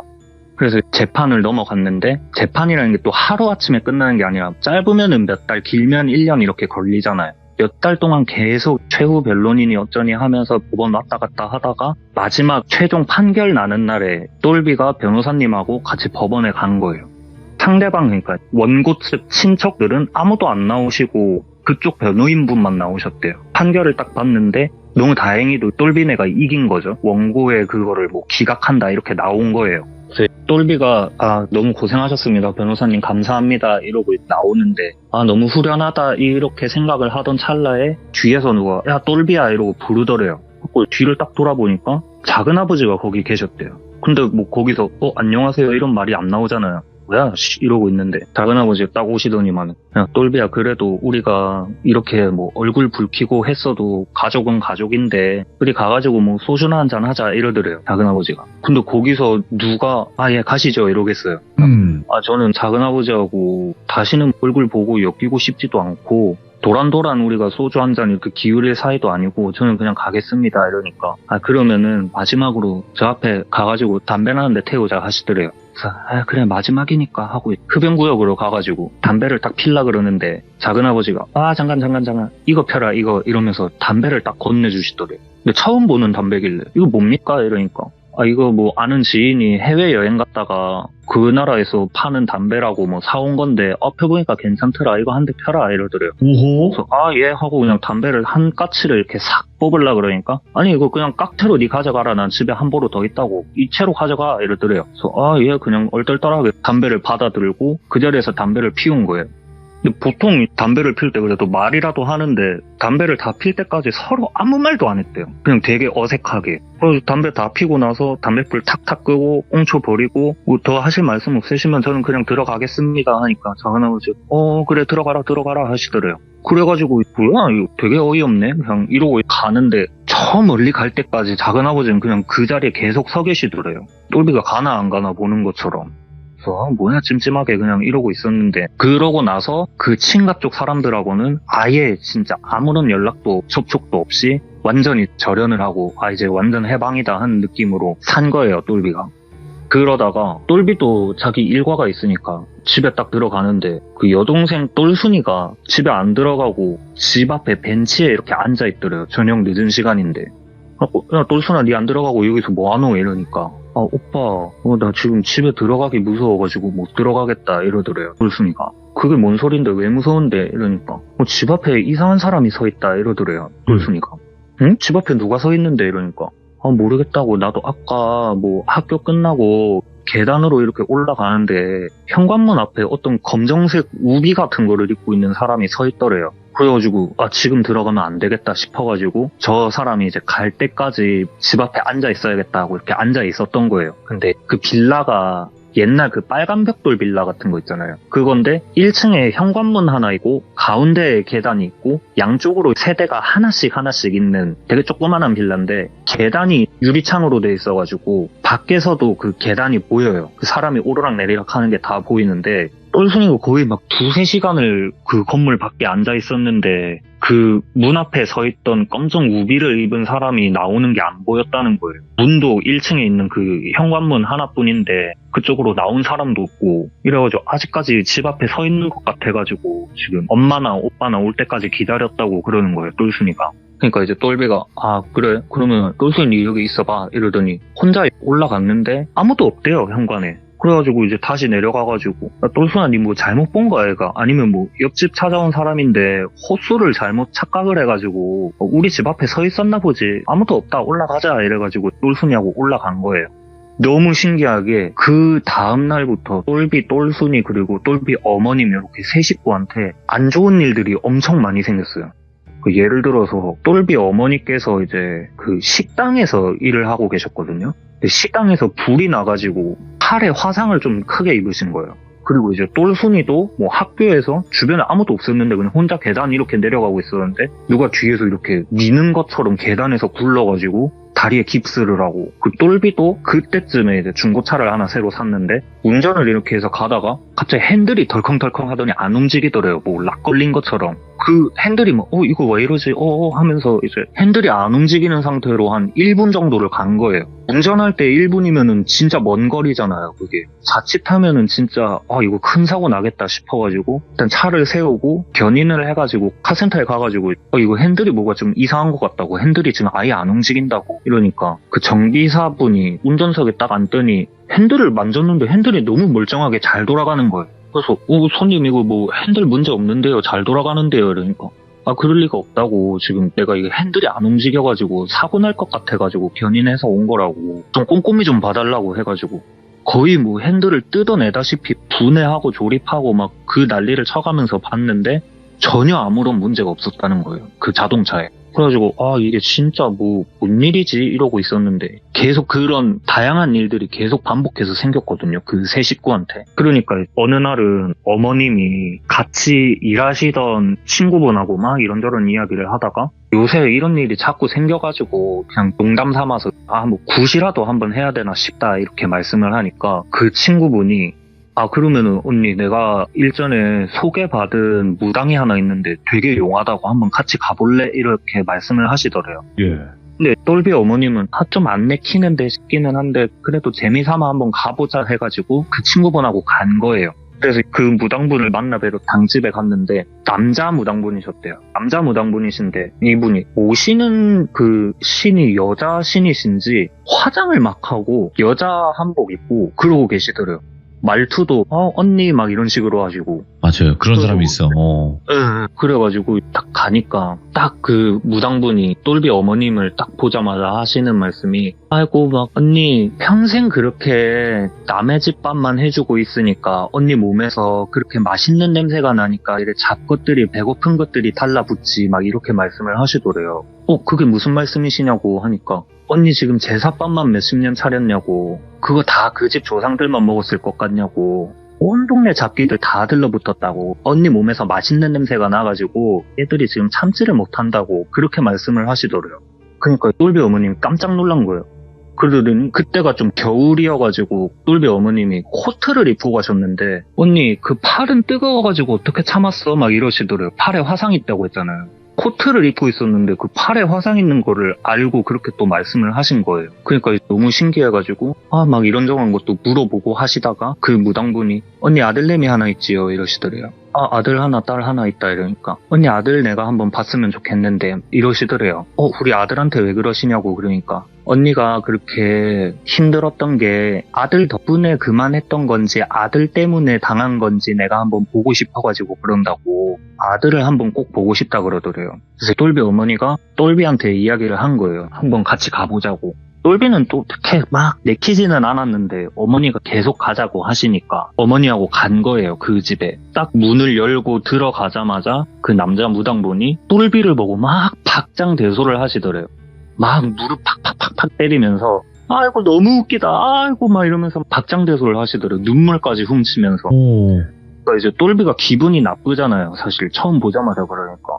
왜 그러시냐고 뭐 이유나 알려주고 그러시라고 그러니까 너무 웃기다 그러시더니 싹 정색하시고 야 검정색 우비 입은 남자 봤지 꿈에서 이러시더래요. 그러니까 똘비가 깜짝 놀란 거예요. 어떻게 알았지 이러고. 왜냐면 똘비가 다른 가족들한테 말은 안 했는데 현관문 앞에 있던 검정색 우비를 입은 남자가 나오는 꿈을 꾼 거예요. 똘비가. 그래가지고 맞다고 꿈에서 사실 그런 남자 봤다 이러니까 그래서 어머니가 또 깜짝 놀라시더래요. 일단은 계속 얘기를 하는데 그 무당분이 그래 그 남자가 뭐 하고 있더노 이래 물어보니까 거실 한복판에서 이렇게 상 앞에 앉아가지고 밥그릇이 막 여러 개 놓여 있었는데 거기 앞에 앉아가지고 담배를 뻑뻑 피우고 있더라. 근데 그 밥그릇들이 음식이 가득 차려진 그런 밥그릇이 아니고 그냥 빈 밥그릇만 진짜 수십 개가 빽빽하게 있는 상에 앉아가지고 그렇게 담배를 피우고 있더라 하니까 옆에서 어머니가 어머 이러시면서 막 놀라시는 거예요. 그러니까 그 무당분이 어머니를 딱 보시더니 언니도 똑같은 꿈 꿨지요 이러시더래요. 그러니까 어머니도 맞다고 자기도 똑같은 꿈 꿨다고. 근데 괜히 뭐 부정탄다 이럴까봐 말을 안 했다고 자기가 개꿈 꿨다고 생각해가지고 그러더니 그 무당분이 똘비한테 여동생한테 전화 한번 해봐 이러시더래요. 그래서 여동생한테 전화를 한 거예요. 똘순이한테. 여동생이 오빠 이러고 받으니까 똘순이한테 똘순아 니 저때 현관문 앞에 검정색 우비 입은 남자 봤다고 했었지 이러니까 맞다고 그러니까 니 그 남자 나오는 꿈 꿨었나 이러니까 똘순이가 말을 안 하더래요. 대답해봐라 괜찮다 이러니까 사실은 그날 밤에 꿈을 꿨는데 그 검정 우비 입은 남자가 거실에 앉아가지고 상 이렇게 쫙 펼쳐놓고 빈 그릇 있는 상에 앉아가지고 담배를 막 뻑뻑 피고 있더라 이런 말을 하더래요 똘순이가. 근데 그거를 괜히 오빠나 엄마한테 이야기했다가 뭐 또 재수없는 소리 하냐고 막 그럴까봐 말을 안 했다고. 근데 그 뒤로 막 계단에서 굴르고 막 이랬던 일들이 너무 많아가지고 나는 사실 좀 무서웠다고 똘순이가 그렇게 이야기를 하더래요. 그리고 전화를 딱 끊으니까 그 무당분이 되게 참아왔던 듯이 박장대소를 빵 터트리시는 거예요. 또 왜 그러시냐고 이유 좀 알려달라 그러니까 아이고 너무 웃기다 진짜 너무 웃기다 이러시더니 야 아직도 모르겠나 그거 너 아버지다 이러시는 거예요. 그 무당분이. 그래가지고 예? 저희 아버지라고요? 이러니까 내가 자기 자식 새끼들한테 붙은 이런 영가들은 내가 많이 봤는데 그마에 심통이 나가지고 달라붙어 있는 사람은 내가 처음 본다고 그렇게 말을 하시더래요. 왜 심통이 난 건지 그러면 어떻게 하면 좋겠냐 우리 아버지가 그러는 거면 어떻게 하면 좋겠냐 그러니까 뭐 어떻게 굿해야지 이러시더래요. 근데 사실 또 그 굿도 비용이 좀 만만치가 않잖아요. 그러니까 어떡하지 이러고 있는데 그 무당분이 똘비 어머님한테 언니 괜찮아 굿도 언니 집에서 할 거고 굿에 사용하는 음식들도 다 언니가 차려야 되고 나는 그냥 거마비 정도만 챙겨주고 우리 아들하고 언니는 나하고 그냥 약속 하나씩만 해 이러시더래요. 그 약속이 뭐냐고 이러니까 그거는 내가 그때 가서 알려줄게 이러시고 날짜를 딱 잡은 거예요. 날짜를 잡아가지고 똘비 집에서 구판을 벌였는데 우리가 보통 구판이라도 생각하면은 되게 시끄럽고 되게 본격적이고 규모 있고 이러잖아요. 그렇다기보다는 그냥 그 무당분이 평상시에 똘비 어머님께서 제사상 차렸을 때처럼 그런 제사 음식들 그냥 쫙 깔아놓고 그리고 똘비한테 나가가지고 담배 한 갑 사오라고 그러더래요. 그래가지고 알겠습니다 하고 똘비가 나가서 담배를 한 갑 사온 거예요. 그리고 그 무당분께서 그 밥상 앞에 서가지고 막 굿을 방울도 흔드시고 막 춤도 추시고 이러면서 굿을 막 한참을 하다가 담배 가져와 이러더니 담배를 딱 꺼내가지고 하나를 불 붙여가지고 쭉 마시고는 음식 하나에 꽂아놓고 또 하나를 뽑아가지고 불 붙여놓고 한 입 쭉 마시더니 또 음식을 꽂아놓고 거의 한 2갑을 그렇게 해놓더래요. 음식마다. 그러니까 계속 그렇게 하니까 방 안에 담배 연기가 가득할 거 아니에요. 근데 또 이 여동생은 그때 당시에 또 고등학생이 되니까 켈록켈록거리다가 아 담배 연기 너무 심하다 머리 아프다 이러면서 가가지고 창문을 딱 열라 그러는데 그 무당분이 갑자기 와다다 뛰어가가지고 창문 열지 마! 하고 소리를 막 지르시는 거예요. 똘순이한테. 그리고 똘순이가 잘못했어요 막 이렇게 된 거예요. 그래가지고 계속 그 굿을 계속 하시다가 그 담배가 타 들어가니까 그 담뱃재들이 다 꺼져가지고 음식에 막 떨어졌을 거 아니에요. 갑자기 그 무당분이 방울이며 뭐며 다 집어 던지고 그 음식을 막 개걸스럽게 드시더래요. 담뱃재가 막 범벅이 된 그런 음식들을 손으로 막 진짜 개걸스럽게 이렇게 먹고 있는데 그 똘비 어머님하고 똘비 여동생하고는 이거를 진짜 좀 실제로 내 눈으로 보니까 좀 무섭다 이러고 옆을 쳐다봤는데 똘비가 완전 눈이 흰자가 돼가지고 똘비도 달려들어가지고 그 음식을 막 집어 먹었대요. 이거는 어머님이 해주신 얘기거든요. 똘비가 달려들어가지고 무당하고 같이 그 음식을 막 허겁지겁 쥐어 먹더니 갑자기 화장실로 달려가가지고 우엑 하고 토를 또 한참을 했대요. 그러고 나서 그 무당분이 딱 일어나시더니 이제 됐어 하시고는 창문 딱 열고 환기 다 시키고 똘비가 완전 제정신이 아니니까 앉혀놓고 그러고 나서 한 1시간 정도 쉬었대요. 1시간 정도 쉬니까 똘비가 정신을 좀 차린 거예요. 그리고 그 무당분께서도 이제 다 끝났다. 너 아버지도 찾아올 일 없을 거고 친가 쪽 사람들하고도 다시는 뭐 없을 거다. 근데 이거는 내가 보니까 너 아버지 네 찾아온 게 아니고 이거는 누가 보냈는데 막 이렇게 말씀을 하시더래요.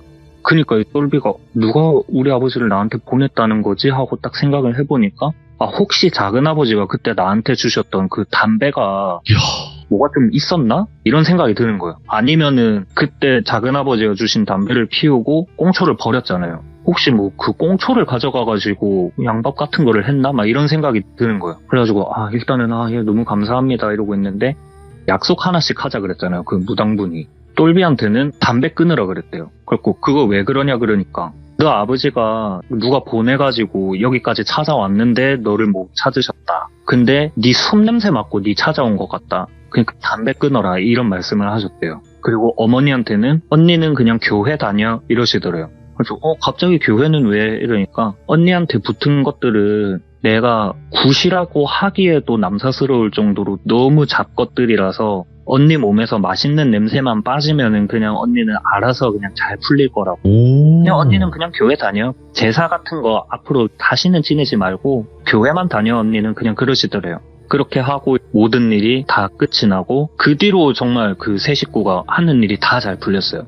똘순이도 자기가 원하는 대학에 가고 똘비도 원하는 직장에 가고 그 똘비의 어머님도 새로운 직장 얻으셔가지고 아직도 건강하게 잘 지내고 계시고 오늘 이야기는 이렇게 마무리를 한번 해보겠습니다. 와, 아니 도대체 그 담배에다가 정확히 뭔가를 했을까 이건 모르겠네. 저도 그게 제일 궁금해요. 와, 도대체 뭔 방법을 썼을까 거기다가? 그 작은아버지 쪽에서 뭐 무당이나 이런 쪽을 찾아가서 아예 그런 걸 좀 만드신 건지 그런 물건은 그게 좀 궁금하고 아니면은 똘비가 생각했던 것처럼 똘비의 침이 묻은 그 담배꽁초를 가져가셔서 뭘 어떻게 하셨는지 그게 좀 궁금해요.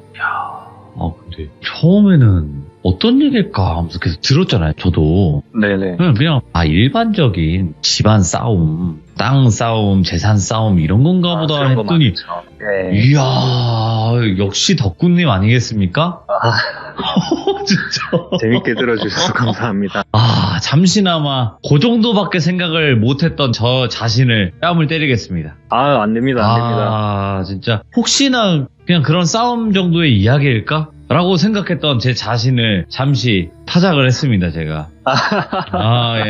역시 덕구 중에 킹 덕구 아니겠습니까? 거창이십니다. 근데 이렇게 이야기를 잘하고 또 소름 끼치게 하실수록 위로 올라가시는 길들이 좁아져요. 점점 아래로 내려가실 텐데 괜찮으시겠나? 어떡하나 이거 싶네. 나중에 아예 빛을 볼 수가 없어요. 나중에는 진짜로 인공 햇빛 같은 거 봐야 돼. 점점 이제 뭐 눈도 좀 침침해지고요. 아래로 내려가니까. 숨도 좀 턱턱 막히는 것 같고. 어떡합니까?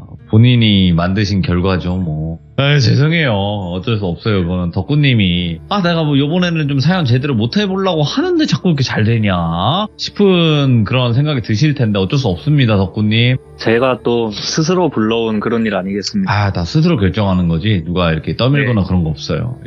아무튼 오늘 가족에 관련된 이야기 너무너무 잘 들었습니다. 감사합니다. 감사합니다. 네. 가족 이야기 중에서도 너무 또 레전드 이야기가 하나 나오지 않았나 싶습니다. 이거 보통 이야기가 아니네요. 이거 보니까. 지금 또 댓글에 또 무당 소개해달라고 그러시는데, 여러분들. 이야기 속에서의 무당이 어떤 했던 행동들, 그거는 그 상황, 그때 당시 그 무당의 행동들만 생각하시고 들으시면 됩니다. 지금은 어떤 무당이 되었을지, 어떻게 변질되었을지, 아니면 어떻게 더 잘 되었을지, 이건 아무도 모르는 겁니다, 여러분들. 그러니까 그냥 이야기 속에 그 당시 상황에 따른 무당이라고 생각만 해주시면 좋을 것 같고, 오늘 덕구님의 이야기도 너무나 섬뜩하게 잘 들은 것 같습니다. 시청해주신 모든 분들 고맙습니다. 감사합니다.